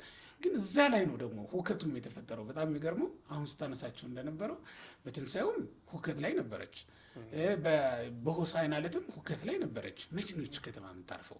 ደግሞ በልደቱ ቀንም ይህን እንዲህ አይነት ከባድ ሁከት ውስጥ ነበረች። ለካ ሰው ኃጢአተኛ መቼም ቢሆን የትኛውን ቦታ ላይ ብታስቀምጠው ሁከት ውስጥ ነው ያለው። በእርግጥ ገነት ውስጥም እያለ እኮ አዳም ሁከቱ ጭንቀቱ የጀመረው እዛ ላይ ነው አይደል? እዛው ገነት ውስጥ በነበረ ጊዜ ነው የነበረው ያ ሁሉ ነገር። ጭንቀት የጀመረው እዛ ነው። መደበቅ የጀመረው እዛ ነው። ያ ማለት ቦታ ሰላምን ሊያመጣ አይችልም ማለት ነው። አእምሮ ውስጥ ያለችው የተተከለችው ኃጢአት ተነቅላ እስካልወደቀች ድረስ ምንም አይነት ነፃነት ልታገኝ እንደማትችል ነው የሚያሳየው። እና እንዲህ አይነት ነገሮች የሚያሳይ ይመስለኛል። የምትጨምረው ነገር ካለ አንተ ጥሩ። እንደዛ ከሆነ እግዚአብሔር በዚህ ቀን ልደቱን የገለጠላቸው ሰዎች ብናነሳቸው አሁን ያልተጠበቁ ሰዎች ናቸው። በጣም የሚገርም በዓለ ልደቱን ያከበሩት በአንድ በኩል እረኞች አሉ፣ በሌላ በኩል ደግሞ ከባዕድ ምድር የመጡ ነገስታት አሉ። ምንድን ነው አሁን እግዚአብሔር እዚህ ላይ ሊያሳየን የፈለገው ነገር? የመጀመሪያው እንግዲህ ትህትና ነው ተብሎ እንግዲህ በቤተ ክርስቲያን ሰው አባቶቻችን የተጻፈው አይደለም። ትህትና ማለት ከተወለደበት ቦታ ብናየው በረት ነው። በረት ደግሞ ያለ እረኛ ነው። ስለዚህ እኔ እረኞቹ ሁለት ትርጉም የያዙ ናቸው። ዮሐንስ 1 ላይ በጎቼን ጠብቅ፣ ግልገሎችን አሰማራ እየተባለ ጴጥሮስ ተነግሯል። እና እረኞች ወርደው ለማን እንዴት መስራት እንዳለባቸው ላይ ላዩን የሚያዩ እንዳይሆኑ እስከ ታች ድረስ መገለጥ ካለባቸው እስከ ታች ድረስ መታየት ያለባቸው መሆኑን ለማሳየት እንዲሁ ዝም ብሎ ከመኳንንትና ከሀብታም ቤት ሳይሆን አገልግሎት እስከ ድሆች ድረስ መሄድ እንዳለበት ያየንበት ጊዜ ነው። አገልግሎታችን ያማረ የሰመረ እንዲሁ አባታችን እየተባለ አጀብ በበዛበት ቦታ ብቻ አይደለም። ይህ ማለት ሀብታሞች ወይም ደግሞ ባለስልጣናት ይቅሩ ማለት አይደለም። ሁሉም እንደየ ሁኔታው አገልግሎት ሊያገኝ ይገባዋል። ግን ድሆች በድህነታቸው የማይጎበኙ እንዳይሆኑ ትልቁን ነገር አሳይቶናል። በከብቶች በረት ተወለደ ስንል ይሄ ትህትና ነው። ለእረኞች ታየ ማለትም ይሄው ነው። እሱ በሰራት ቤተክርስቲያን ውስጥ ያሉ በመንፈስ ቅዱስ ስልጣን አገልግሎት የሚሰጡ ሰዎች ይህን መንገድ ነው የሚያዩት። የምናየው እሱን ነው። አንዱ ይሄ ነው። በሌላው መንገድ እኔ ከሰብአ ሰገል መምጣት ጋር ተያይዞ የተመለሱበት መንገድ ምናልባት ከልደቱ በኋላ መሆኑ፣ በእርግጥ እነሱም ከ2 ዓመት በኋላ ነው አይደረሱት። እንግዲህ እሱ እንዳለ ሆኖ ደግሞ የተመለሱበት መንገድ እኔ ለኛ በራሱ አሁን ላለው ለኛ ለራሳችን እንደ ሀገር እንደ ሕዝብ ትልቅ ትምህርት ይመስለኛል። ሲመጡ የ2 ዓመት መንገድ ተጉዘዋል። ራሱ ማቴዎስ እንደነገረን ደግሞ እንተ ካልእ ፍኖት ነው አይደል የሚለው፣ በሌላ መንገድ የሚለው ቃል በጣም ነው የሚደንቀው።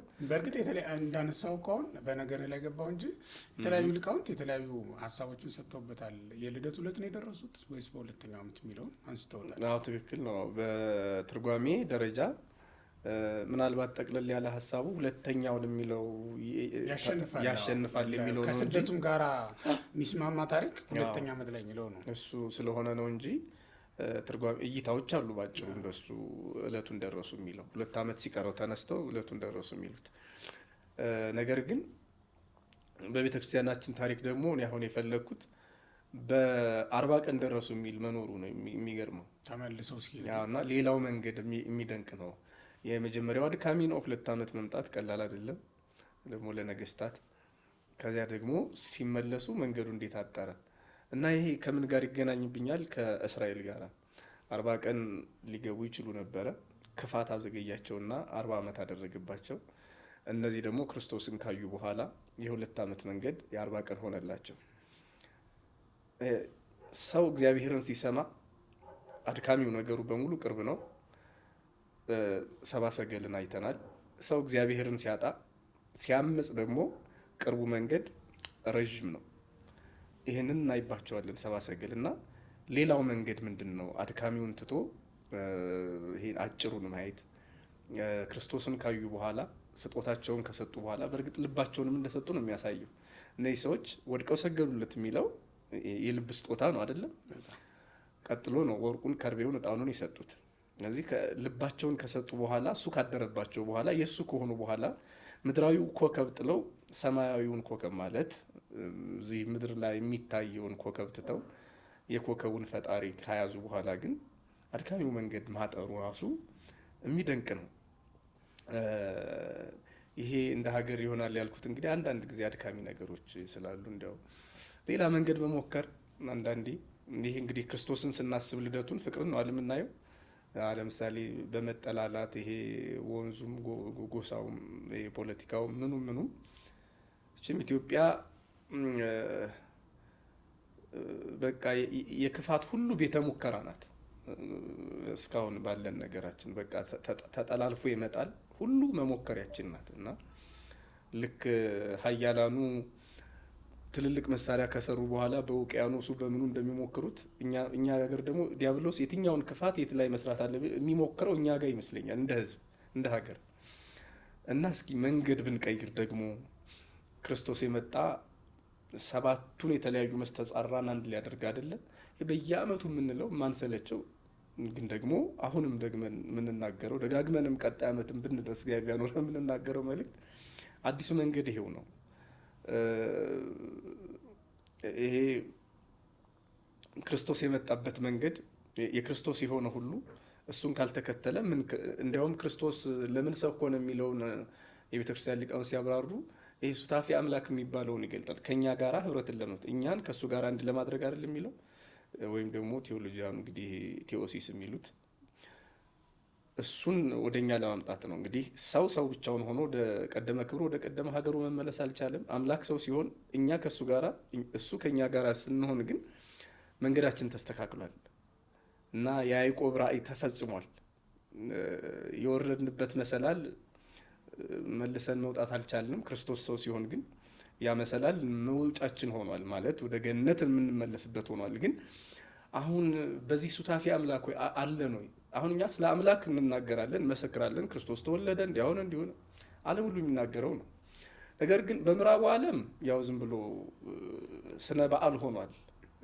ይሄ ክርስቶስን ማሰባቸውን አላውቅም ሰምቼም። ምናልባት በክርስቶስ ምክንያት እንግዲህ ልደት ነው ብሎ ጌና ነው ወይም ደግሞ ገና ብለው ስንት አይነት ትርኢቶች ስንት አይነት ነገሮችን እናያለን። ነገር ግን ይሄ ስነ በዓል ሆኗል። እኛ ጋር እንደውም ለምን ሜሪ ክርስማስ ይባላል የሚል ተቃውሞ እንዳለም ሰማለሁ አንዳንድ ቦታዎች ላይ አንብቤ ያለው እና ለምን ሃፒ ሆሊዴይ መባል አለበት ወደሚል ዝንባሌ እየመጡ ነው። ሆሊዴይ ከሆነ ምንም ነገር የለውም በቃ ነው። ስለዚህ ክርስቶስ የሚያሳስብ እንዳይሆን ጥረት እየተደረገ ነው። እውነት ነው። በዓልነቱ ብቻ ነው እንዲኖር የተፈለገው እንጂ ክርስቶስን የሚያሳስብ እንዳይሆን ጥረት የሚያደርጉ አካላት እንዳሉ። ይህ አሁን እንግዲህ የምዕራቡ ዓለም ሁኔታ ነው። እኛም ሀገር ምንድን ነው የተለየ ነገሩ? አሁን በዓል ሆኖ መንግስት መግለጫ የሚያወጣበት ቤተክርስቲያን እንኳን አደረሳችሁ ከምትልበት ህዝቡ በጋርዶ ጠጅቶ ወይም እንደየአቅሙ ደግሶ ከሚያሳልፈው ከዚህ ከስነ በዓሉ አልፎ በዓል መሆን ችሏል ወይ? ህብረተ አምላክ ማለት እንግዲህ ከአምላክ ጋር አንድ መሆን ማለት እሱ ሌላው መንገድ እሱ ነው ብዬ አስባለሁ። ያልሞከር ነው እሱ ነው። ሰው እንደየአቅሙ ደግሶ የሚበላው እንኳን አደረሳችሁ የሚባለው እኛ እንኳን አደረሳችሁ የምንባልበት ዘመን ላይ ስንደርስ ክርስቶስ ላይ የማይደርስ ልደቱ ላይ የሚደርስ ታኅሳስ 29 ላይ ደርሶ ግን ክርስቶስ ላይ ያልደረሰ ብዙ ሰው አለ።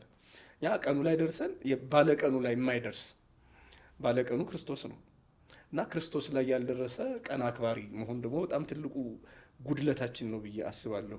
ክርስቶስ ባልተወለደበት ስፍራስ በዓል ማክበር ይቻላል? በጣም ያለ ክርስቶስ ቤተልሔም እኔ እናውቃታለን። ቤተልሔም የታወቀችው በክርስቶስ ነው ማለት በሐዲስ ኪዳን ማለት ነው። እና የብሉይ ኪዳንን ትንቢት እንኳን ያከበርናት ኪዳን ትንቢትን ሰምተን የወደድናት የተደነቅንባት ከክርስቶስ የተነሳ ነው። ዋና ማዕከላችን ነገረ ክርስቶስ ስለሆነ እና ሌላው መንገድ የምለው ከስነ በዓል ወጥተን በዓሉን አክባሪ ሳንሆን ተሳታፊ ብንሆን ደግሞ መልካም ነው። ክርስቶስ ትህትናውን አሳይቶናል። ትህትናን ክርስቶስ ለሙሴ ሕግ ወይም ደግሞ ለአባቶች ሕግ ተገዝቷል አይደለም። ለምሳሌ በ8 ቀን ግዝረት ቤት መሄድን ወዘተርፈ እንዲህ በየዓመቱ የአይሁድ ሕፃናት የሚያደርጉትን አድርጓል። ይህንን ስናይ ለክርስቶስ ሕግ ያልተገዛ የልደት በዓል የሚያከብር ክርስቶስን ወደድኩ የሚል ግን ወንድሙን የሚጠላ እንዲህ አይነት ክርስትና ቢቀር እና ወንድሙን ወዶ ሰው እግዚአብሔርን ቢወድ፣ ምክንያቱም ዮሐንስ ነው በመልእክቱ ወንድሙን የሚጠላ እግዚአብሔርን የሚወድ ወይም እግዚአብሔርን ወዳለሁ የሚል እሱ በጨለማ አለ ነው የሚለው አይደለም። ስለዚህ ክርስቶስ ብርሃን ተወልዶልን ወንድሙን የሚጠላ ሰው ግን ክርስቶስን ልደቱን አከብራለሁ ቢል ውሸት ነው የሚሆነው። ጨለማ ውስጥ ነው ያለ። ክርስቶስ ደግሞ ብርሃን ሆኖ ነው የመጣው እና ብርሃን የሆነውን የክርስቶስን ልደት ቢያንስ እነዚያ ጨለማ ውስጥ የነበሩ ሰብአ ሰገል እንኳን ጥንቆላቸውን ትተው ወደ ክርስቶስ ከመጡ እኛ ደግሞ የሆነ ነገራችንን ጥለን የሆነ ጨለማ አዚማችንን ጥለን መቼም ፍቅር እየመራን ኮከብ አይመራንም መቼም አሁን እኛን ፍቅር እየመራን ሰላም እየመራን ወንጌል እየመራን የክርስቶስ ትምህርት እየመራን ወደ አንድነቱ ካልመጣን ይሄ አሁን እኔ ይሄ አንድነቱ ስለሚያሳስበኝ ነው ጊዜ ወሰድኩት። የአንድ ነን ነው የሚለው ክርስቶስ አንድ ነው ያደረገን። ይሄ በዓል የአንድነት በዓል ነው። እረኞች ከመላእክት መላእክት ከእረኞች ጋር በቋንቋ እንዳልነበሩም ወንጌል ግን ክርስቶስ ግን አንድ አድርጓቸው አንድ ልሳን የላቸውም። ይሄ ራሱ ልሳናቸውም ልዩ ልዩ ነበር አይደል? ወንጌል ማለት ደግሞ አሁን የተወለደው ነው። ወንጌል ደግሞ እሱ ነው። አሁን ግን ልሳናቸው ራሱ አንድ ክርስቶስ ሆነና አንድነት ዘመሩ እና ሰማይና ምድር ሲታረቁ ምድር ከምድር ጋር አለመታረቁ ማለት ሰው ከሰው ማለት ነው። እሱ ሌላው ክፍተታችን ነውና ሌላ መንገድ የምናይበት ዘመን ይሁንልን እንደ ሰብአ ሰገል ለማለት ነው። መልካም ነው። የበዓሉም አንዱ ትልቁ ጸጋ ልዩ መንገድ ማምጣት ነው። ያ ማለት እንዳለ ክስተቱን እኮ ስትመለከተው ልዩ መንገድ ነው። የተወለደበትን ስፍራ ስታየው ንጉሥ የሚወለድበት ስፍራ አይደለም። የወለደችውን ስታይ የንጉሥ እናት የምታለብሰው እንኳን የልጇ ጨርቅ የሌላት ናት ብለህ አታስብም አይደል? ስለዚህ እንግዳ ነገር ነው የመጣው። ልደቱም እንግዳ ነው በእርግጥ ምክንያቱም እሷም እንግዳ ሴት ናት ለዚህ ምድር። እናት ሆና ሳለ ድንግል ሆናለች። ስለዚህ እሷን የምትመስል ሴት ከዛ በፊትም አላየንም። ዘይኮንም ቅድመ ዝነ የሚል ወይ ከጉንም ደራዘ ማነው? ቅዱስ ጎርጎርዮስ ነው። ጎርጎርዮስ በቅዳሴው ይናል ከዚህ በፊትም ያልተደረገ ነው፣ ከዚህ በኋላ የማይሆን የማይደረግ ነገር ነው የሚለው አለው። ስለ ሆሳዕናው በዓል አንስቶ ነው በእርግጥ ያንን የሚናገረው። ሆኖም ከክርስቶስ ጋር የተገናኘ ነገር ነው እና ከዚህ በኋላም የማይደረግ ከዛ በፊትም ያልተደረገ ነገር ተደረገ። እሷም ለዚህ ምድር እንግዳ ሴት ናት፣ እሱም ለዚህ ምድር እንግዳ ልጅ ነው፣ እንግዳ ሕፃን ነው። ለምን ካልከኝ ብሎ መዋይል ነው ግን ደግሞ ሕፃን ነው። አረጋዊ ነው ግን ሕፃን ነው ማለት እኮ ነው። ተመልከት፣ አረጋዊነቱ በመለኮቱ ነው፣ ሕፃንነቱ ደግሞ በሰውነቱ ነው። ስለዚህ እንግዳ ነው። እሱ ብቻም አይደለም፣ ሁለተኛ የተወለደም እሱ ነው። ለመጀመሪያ ጊዜ በምድር ላይ ሁለተኛ ልደት የተወለደ። ዛሬ የተወለደው ቅድም ስናነሳው እንደነበረው ሁለተኛው ልደት አይደለ የተወለደው። ስለዚህ እንግዳ ነገር ነው አሁን እያየን እየሰማን ያለነው ነገር ማለት ነው። ይሄ አንድ ነገር ነው። እሷ እናት ሆና ሳለ ድንግል ናት፣ ድንግል ሆና ሳለ ደግሞ እናት ናት። እናትነቷን አይተህ ሴት ብለህ ብቻ አትጠራትም፣ ድንግል እንድትላት ትገደዳለህ። ለምን? ያለ ዘራ ቢሲ ተጸንሶ ያለ ዘራ ቢሲ ነው የተወለደው። ወንጌል ይመሰክርብሃል። በመንፈስ ቅዱስ ጸንሳ ተገኘች ብሎ ነው የሚነግረን። ስለዚህ በዘራቢሲ ያልጸነሰች ያለ ዘራቢሲ የወለደች የጸነሰች ሴት ለመጀመሪያ ጊዜ ማየታችን ስለሆነ ከእሷም ጋር ራሱ ልደት እንዲያውም እኮ በቦሩ ሜዳ በተደረገው ጉባኤ ላይ እነ ማናቸው የጸጋዎቹና የተዋህዶዎቹ ክርክር ላይ በነበረ ጊዜ ማለት ነው በጸጋዎቹ በኩል ጠበቃ ሆነው የቀረቡት አለቃ ተክለጽዮን ናቸው አይደል? እሳቸው አንድ ጥያቄ አንስተው ነበረ።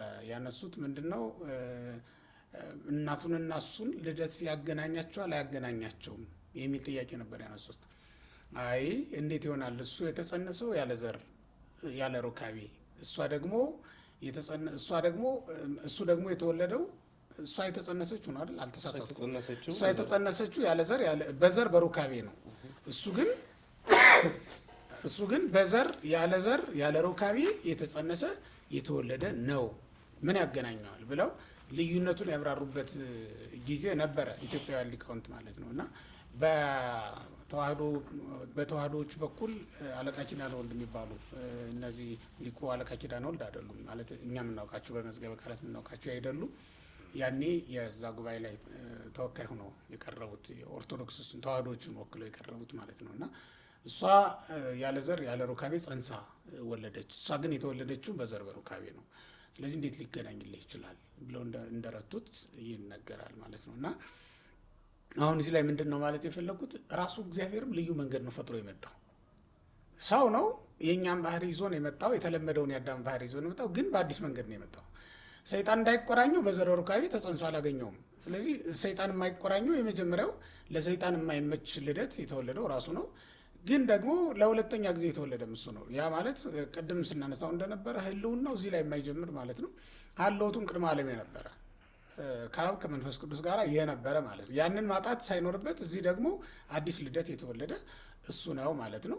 በሌላ አነጋገር በሰማይ አባት በምድር ደግሞ እናት ያለው ልጅ ነው የተወለደው ዛሬ ማለት ነው። እና ይሄ ልዩ ያደርገዋል።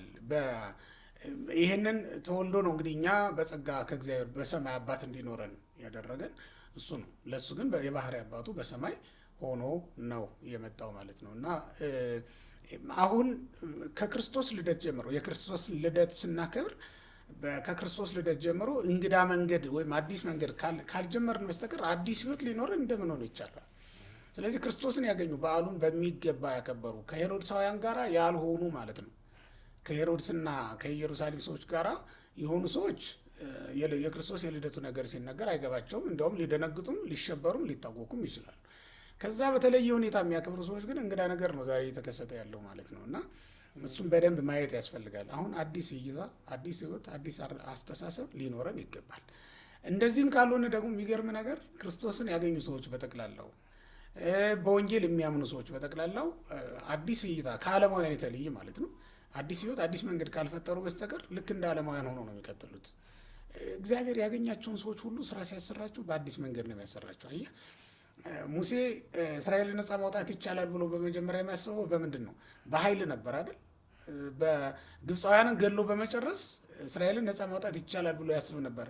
እግዚአብሔር ግን መንገዱን ቀየረበትና በሌላ በታምራት እና ግብፃውያንን ራሱ በሚያመጣባቸው መቅሰፍት በመምታት እንደሚያድናቸው በኋላ ነው የገባው ለሙሴ።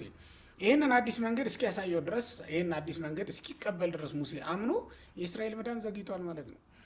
ስለዚህ ዛሬ ብዙ ነገሮች የዘገዩብን ምናልባትም አዲስ መንገድ ባለመጀመራችን ሊሆን ይችላል። ዛሬም የክርስቶስ ልደት እያከበርን አዲስ መንገድ የለንም። በአዲስ መንገድ ወደ ቤታችን አንሄድም። ያ ማለት አዲስ ሕይወት፣ አዲስ አስተሳሰብ፣ አዲስ ነገር የለንም ማለት ነው። በሌላ አነጋገር አሁን ቅድም ያነሳው ወንድምን መውደድ አንዱ ወደ እግዚአብሔር መቅረቢያ መንገድ ነው አይደለ? አይሁድም እኮ በመጀመሪያ እንዲወዱ የተጠየቁት ወንድማቸውን ነው። ምክንያቱም ኢየሱስ ክርስቶስ ወንድማቸው ሆኖ ነው የመጣው እና እንደውም ወንድሞቼ ብሎ ነው የጠራቸውም። አንዱም ከጽድቅ ወጥተው የቀሩበት ምክንያት ወንድማቸው መውደድ ባለመቻላቸው ምክንያት ነው።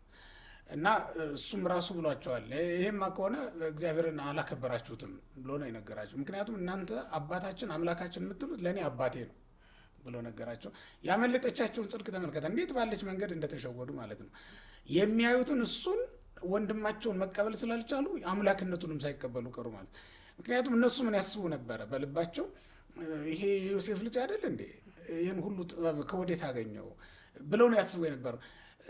የእድሜው ማነስ ከእነሱ ጋር አብሮ ከገማልያል እግር ስር ቁጭ ብሎ በጉባኤ ቤት 10 ዓመት 15 ዓመት አለመመላለሱ ትምህርቱን እንዳይቀበሉት አደረጋቸው።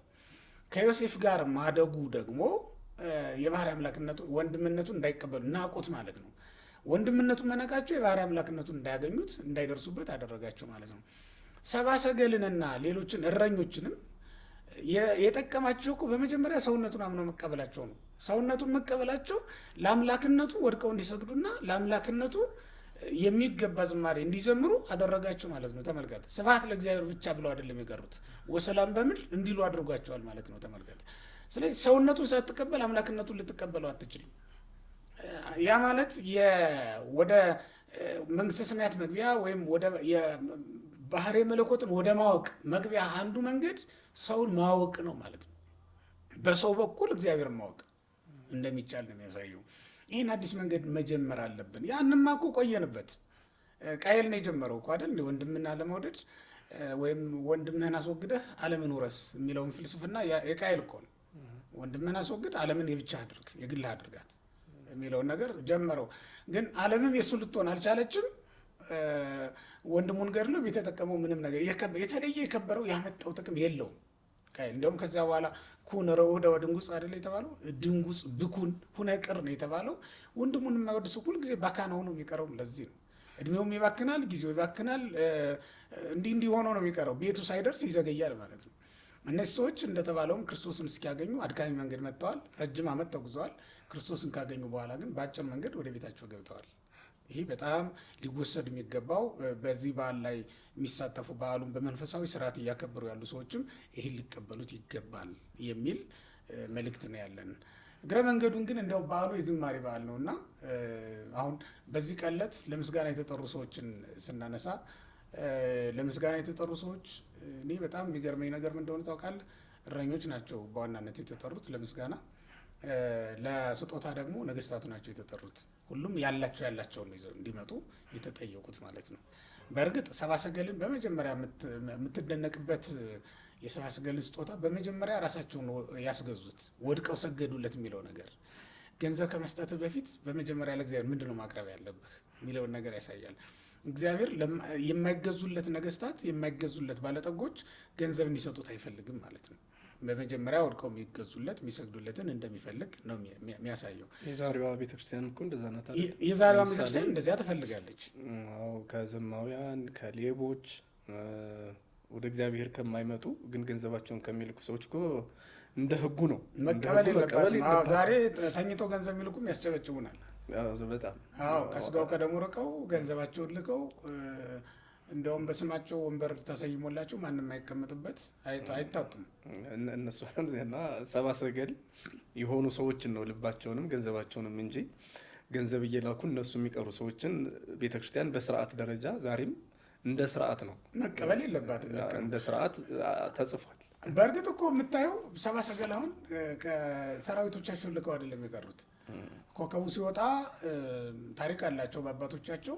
ኮከቡ ሲወጣ ሄደው እንዲሰግዱለት እና ምናልባትም ይህ ኮከቡን ማየታቸው እንዲያስደንቋቸው ይህንንማ ማየት አለብን ብለው ጓጉቶ የመጡ ይመስለኛል። ይሄ አሁን ሙሴ ወደ ደብረ ሲና እንዲወጣ ምክንያት የሆነው ያ የተገለጠው ምስጢር አይደለም? ሐመልማል ከነበልባል ነበልባል ከሐመልማል ተዋህዶ ያየው ነገር ወደ ላይ እንዲወጣ ያደረገው ያውን በጎችን ትቶ ተመልከት፣ ወደ ላይ ስንት ነገር ዋጋ እንደከፈለ ተመልከት። እዚህ በጎች አሉት፣ እዛ ላይ ደግሞ ሲወጣ ተራራው አለ።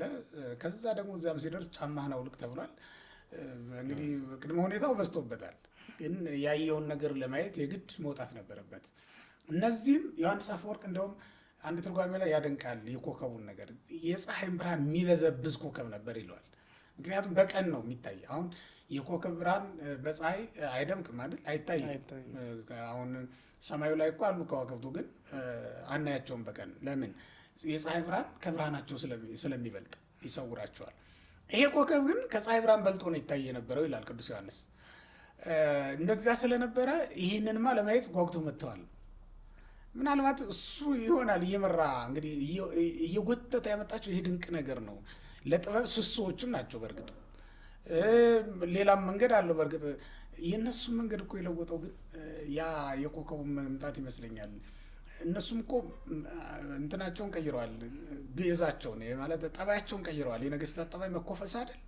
መንገድ ጀምረዋል በእግራቸው። የነገስታት ጠባይ መቀበል አይደል? መስጠት አይደለም። አሁን ደግሞ ለመስጠት በሳጥናቸው ወርቅ ተሸክመዋል። ተመልከት።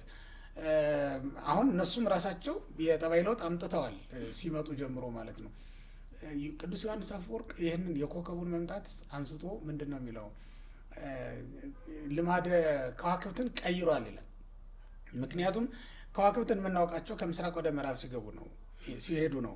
ይሄ ግን ከሰሜን ተነስቶ ወደ ደቡብ የመጣ ነው ይላል። ለምን ትለኝ እንደሆነ ፋርስ ለኢየሩሳሌም ሰሜን ናት፣ ኢየሩሳሌም ደግሞ ለፋርስ ደቡብ ናት።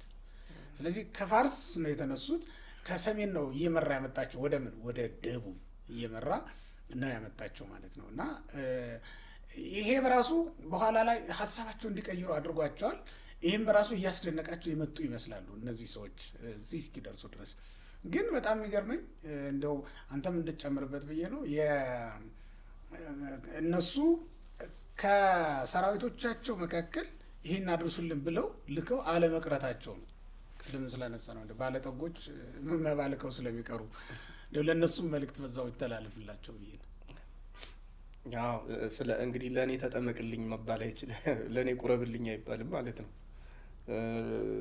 ለእኔ ንስሐ ግባልኝ እንዳንል የተደረገ ነገር ይመስላል። ክርስቶስ ራሱ መጥቶ በመልእክተኛ ካላዳነን ድህነታችንም በመልእክተኛ ሊፈጸም አይችልም ማለት ነው። እንግዲህ ከነዚህ ሰዎች የምንረዳው እንግዲህ የነገስታት ንጉስ መሆኑ እንዳለ ሆኖ የአማልክት አምላክ መሆኑ ቅድም ከስጦታቸውም በራሳቸውም እንደምንረዳው ከስጦታቸውም እንደምንረዳው፣ ነገር ግን ድህነት በይሁንልኝ በይደረግልኝ የማይሆን ራሳችን መሆን ራሳችን መፈጸም ያለብን ቀጥታ ተሳታፊነት እንጂ እኔ ባለስልጣን ነኝ፣ እኔ እንደዚህ ነኝ፣ እኔ እንደዚህ ነኝ ብሎ ፕሮቶኮል እየጠበቁ ድህነት እንደሌለ ማሳያዎቻችን ማስተማሪያዎቻችን እነዚህ ናቸውና በጣም የሚገርመው እንግዲህ ሊቃውንቱ ቅድም ምናልባት ነገር እንዳይሰፋብን ብለን አይሁድን የሚናገር ኮከብ፣ የሚያወራ ኮከብ፣ የሚበላ የሚጠጣ ኮከብ አስተማራቸው፣ እምቢ አሉ። ሰብአ ሰገልን ደግሞ የማያወራ የማይናገር ዝም ብሎ እንዲሁ ምልክት ብቻ የሚሰጥ ኮከብ አስተምሯቸው ወደ ቤተልሔም መጡ። ልባቸውንም ገንዘባቸውንም ለክርስቶስ ሰጡት እና ይህም ሌላው ድንቅ ነገር ነው። የነቢያት ትንቢት አለልን፣ የጌታችን የኢየሱስ ክርስቶስ ትምህርት አለልን፣ ስጋው ደሙ አለልን፣ የሊቃውንት ትርጓሜ ሁሉ ምስጢራትና ትምህርቶች ሁሉ አሉ። ይሄ ሁሉ እየሆነልን ማንመለስ ወደ ክርስቶስ ህብረት ማንመጣ በፍቅርና በሰላም ማንኖር የክርስቶስን ልደቱን ከማክበር አልፈን በህይወት ማንኖር ሰዎች ደግሞ ከዚህ እንድንማር ይሄ የሆነ ይመስለኛል። እንግዲህ እውነት ነው። ተናጋሪው ኮከብ ክርስቶስ ነው። የማይናገረው ኮከብ ሰብአ ሰገልን የመራቸው ነው አይደል? ያው ግልጽ ለማድረግ ያክል። አይ ጥሩ ነው። እንደተባለውም በጣም ድንቅ ነገር ለእኛ ተደርጓል፣ ለአይሁድም ተደርጎላቸዋል። ኦሪቱ የሚለው እንደውም በኦሪቱም እኮ ተጽፏል። ከያዕቆብ ኮከብ ይወጣል አይደል የሚለው ዘውልቁ 24:17 ላይ የተጻፈው ቃል እና ከያዕቆብ ኮከብ ይወጣል፣ አሁን አይደለም በቅርብም አይደለም ተብሎ ተጽፎ ነበረ። ያ ቀን አልፎ ኮከቡ ወጣ። በሰማይ ላይ ያለው ኮከብ የማይናገረው ኮከብ እንደተባለውም ሰብአ ሰገልን መርቶ አምጥቶ ከክርስቶስ አደረሰ። ግን እነዚህ ደግሞ ራሱ ኮከቡን እየነገራቸው በኮከብ ሊመሩ ሊያምኑ አልቻሉም ማለት ነው። የሚገርም ነው። ከዚያ ውጭ እንግዲህ የመጨረሻ የምናደርገው ብዬ የማስበው ዕለቱ የምስጋና ነውና ከዚህ በኋላ የምእመናን ሕይወት ወይም የቤተ ክርስቲያን ሕይወት የምስጋና መሆን እንዳለበትም የሚያሳይ ነው የሚሆነው ብዬ አምናለሁ። እስኪ ከዚህ አንጻር እስኪ አንዳንድ ነገሮች ጨምርበት ነው። እንግዲህ የምስጋና መሆኑን ለማየት ቤተ ክርስቲያናችን 365 ቀን ምስጋና ላይ ናት። እንደሚታወቀው ምእመናን አንዳንዴ በጋራ ላይ ያመጡ ይችላሉ። ግን ቤተ ክርስቲያን ቅዳሴዋ ቢታጉል ምናልባት ገጠር ውስጥ እንደው ትልልቆቹ አድባራትና ገዳማት 365 ቀን ኪዳኑ ቅዳሴው ስብሐተ ነጉ የማይታጎልባቸው ደግሞ እዚህም እንደምናያቸው አድባራት ደግሞ የሰርክ ኪዳንና ምህላ የማይታጎልባቸው አብያተ ክርስቲያናት አሉና ቤተ ክርስቲያን በቤተልሔም የጀመረችው ክርስቶስ መጥቶ በሰማይ እስክትቀጥለው ድረስ የማይቋረጠው ምስጋና ቤተልሔም ላይ ተጀምሯል። ቤተ ክርስቲያን አሁንም ምስጋና ላይ ናት። ምእመናን ከቻሉ በቻሉበት ሰዓት ማለትም ጠዋት የኪዳኑን እንዲሁም ደግሞ ቅዳሴውን ተሳትፎ ማህሌቱን ሁለመናውን ነገር መሳተፍ በሚችሉበት መንፈሳዊ ህብረት ሁሉ እንዲያገለግሉ ቤተክርስቲያናችን ጀምረዋለች። በሰዎች ምዕመናን አገልጋዮችም እንግዲህ በሚችሉት ሁሉ የሚሳተፉበትን ይሄ ድርገት የምንለው ነገር ነው። አሁን አገልግሎታችን ድርገት ሆኗል። ድርገትን የጀመሩት እንግዲህ ቅዱሳን መላእክት አይደሉ? ከሰው ጋር ሆነው ሰው ከእግዚአብሔር፣ እግዚአብሔር ድርገት ማለት አንድ መሆን ነው። አንድ መሆን ነው። ደርግ እንዲል የሀገራችን ፖለቲከኛ ስርዓት ደርግ ማለት አንድ መሆን ነው። ስለዚህ ያው ከቤተ ክርስቲያን የተወሰደ ቃል ነው ለማለት ነው ደግሞ እንጂ ደርግ ሌላ ነገር የለውም።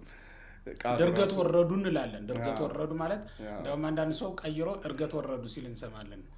ድርገት ነው ግን ያው ድርገት ነው እና አንድ መሆን ነው። ስጋውን ደሙን ተቀበሉ ማለት ነው። እና ይሄ ዛሬ እኛ እንደሆነን የምንቀበለው ስጋና ደም መላእክቱ የዘመሩለት ነው። ማን ነው? እረኛ ከመላእክት ጋራ፣ መላእክት ከሰማያውያን መላእክት ከእረኞች ጋራ፣ ከምድራውያን እረኞች ጋራ ሆኖ አንድ የሆኑበት ነው። ስለዚህ አንድ ሆነን የምናመሰግንበት፣ አንድ ሆነን ስጋውን ደሙን የምንቆርብበት፣ የምንቀበልበት ጊዜያችን፣ አንድ ሆነን በአንድ ልብ ወንጌልን የምንማርበት፣ ቤተክርስቲያንን የምንሰማበት ጊዜያችን ተጀምሯል፣ ይቀጥላል ማለት ነው።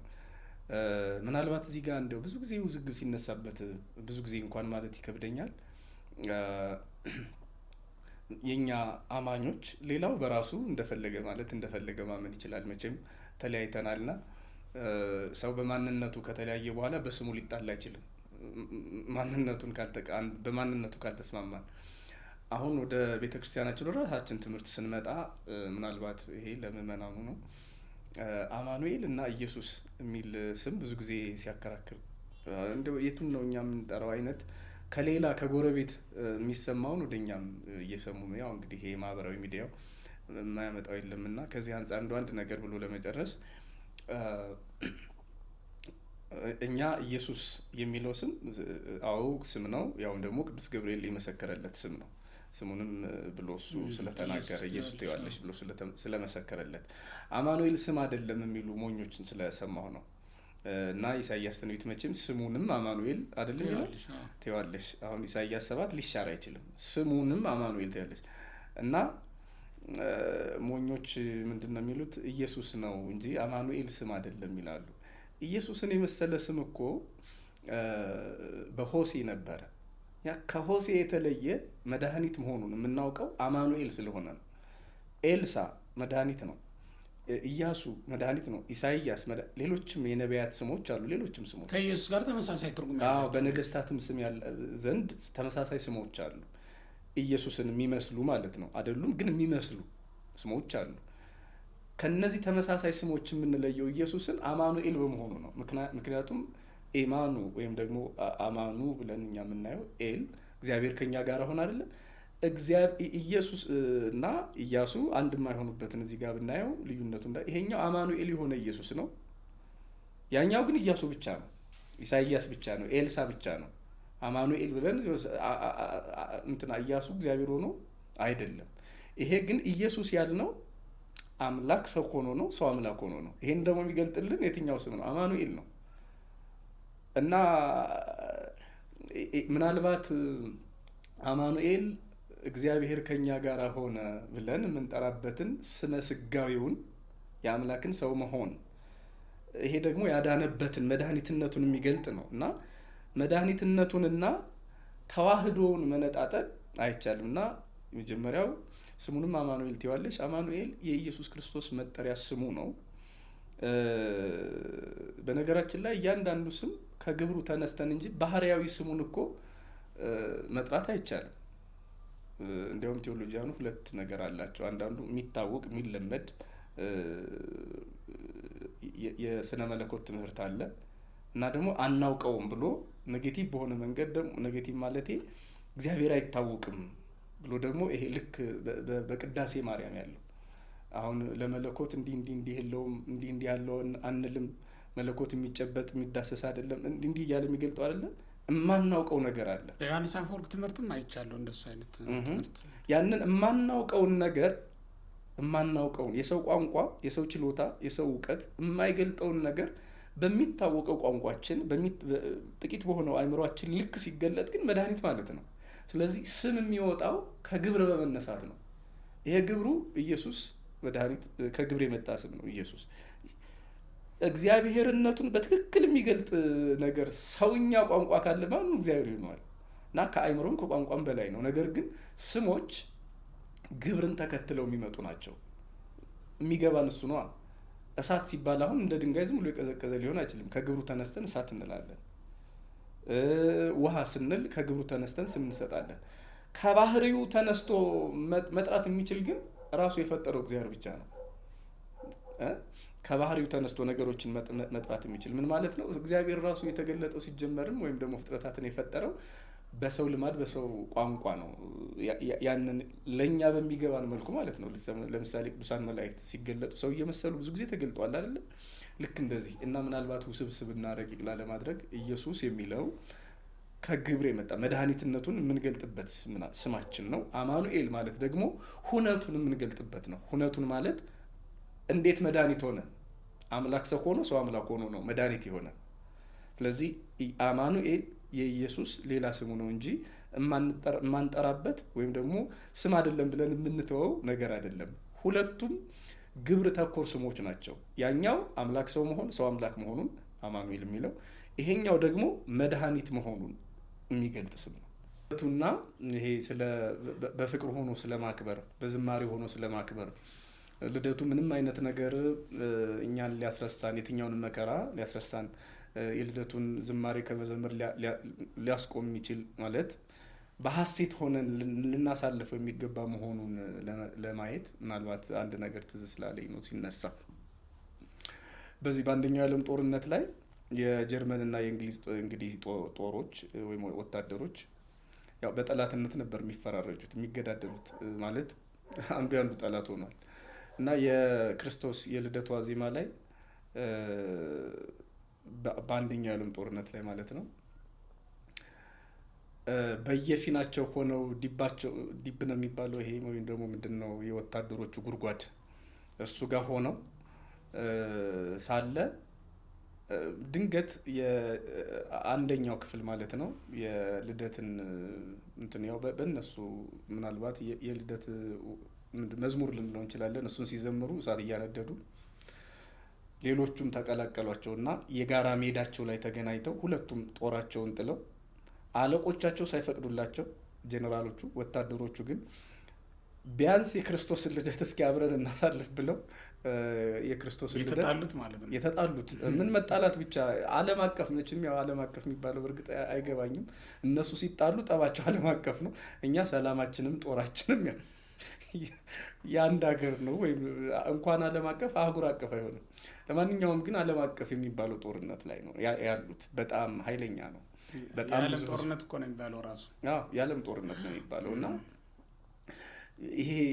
ይሄንን ጠላትነት ይሄንን ሟችና ገዳይ የሆኑበትን ታሪክ ጥለው አንድ ላይ ዘምረዋል እና በጣም ነው የሚደንቀኝ።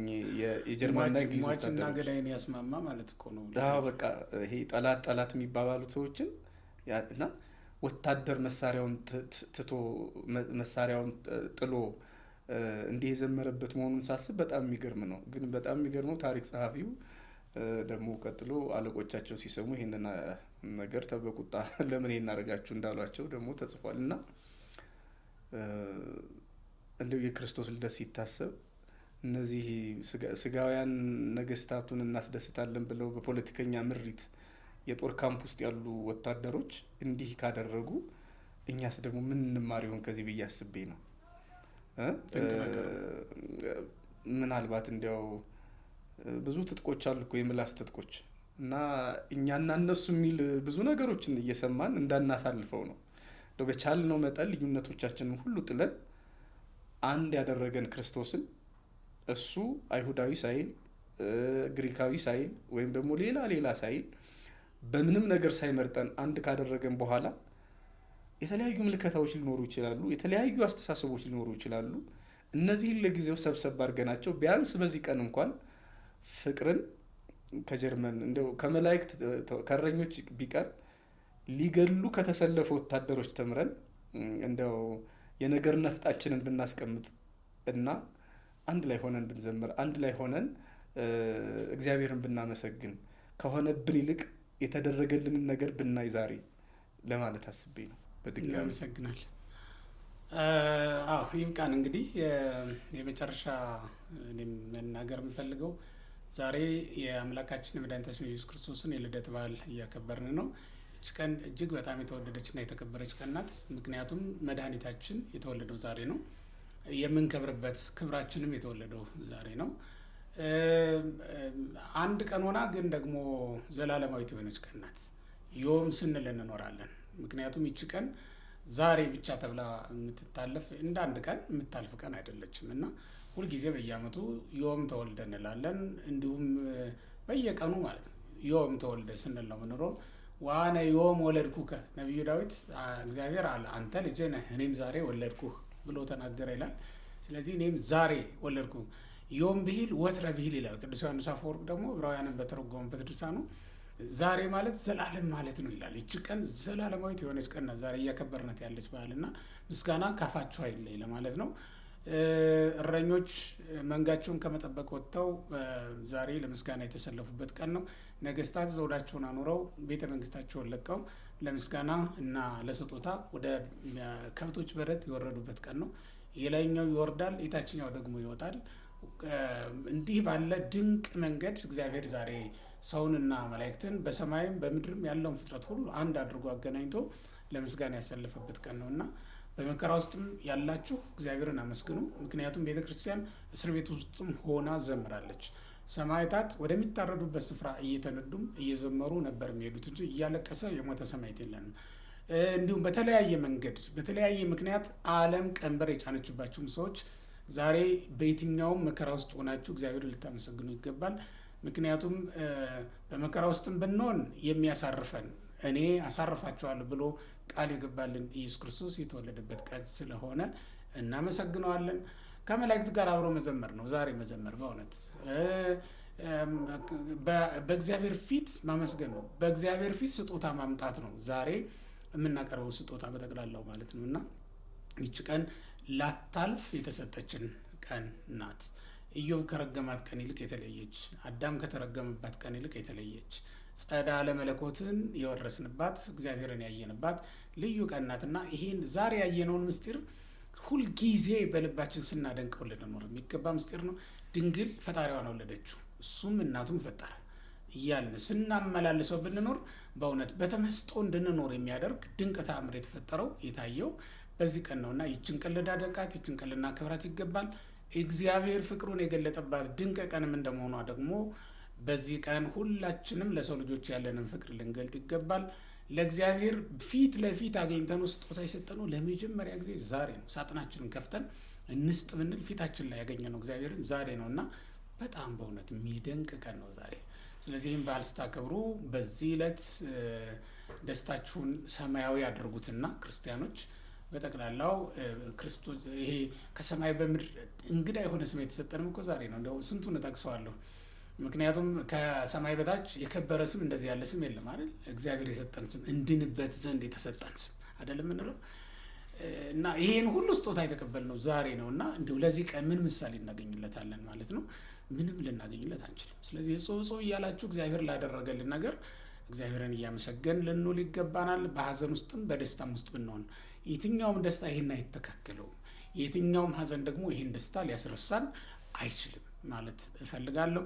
መልካም በዓል ይሆንላችሁ በያላችሁበት። ድሆችን እያሰባችሁ በጎረቤታችሁ ባጠገባችሁ ያሉ ድሆችን እየመገባችሁ ብቻችሁን ሳይሆን እግዚአብሔር ዛሬ ላይ ሁላችን ሆነው እና ስጦታ ሆኖ የተሰጠ ነው የተቀበልነው ሁሉም ሰው በደስታ ሊያከብር እንዲገባ ቤተክርስቲያናችን ታዛለች። በዚህ ሁኔታ በዓሉ እንድናከብር እኔም አሳስባለሁ። በመብላት በመጠጣት በመዝፈን በመዳራት አይደለም። ይሄ መንፈሳዊ በዓል ነው። አትሳቱ የእግዚአብሔር ቤተሰቦች። እግዚአብሔርን ደስ በሚያሰኝ ስራ ሆነን በዓሉን ልናከብር ይገባናል። እግዚአብሔር እኛን ደስ ለማሰኘት እስከመጣ ድረስ እኛም እግዚአብሔርን ደስ ለማሰኘት ነው ልንኖር የሚገባው። ይህን መልእክት እንዳትረሱ አደራያል። መልካም በዓል ይሁንላችሁ። እግዚአብሔር ይስጥልን።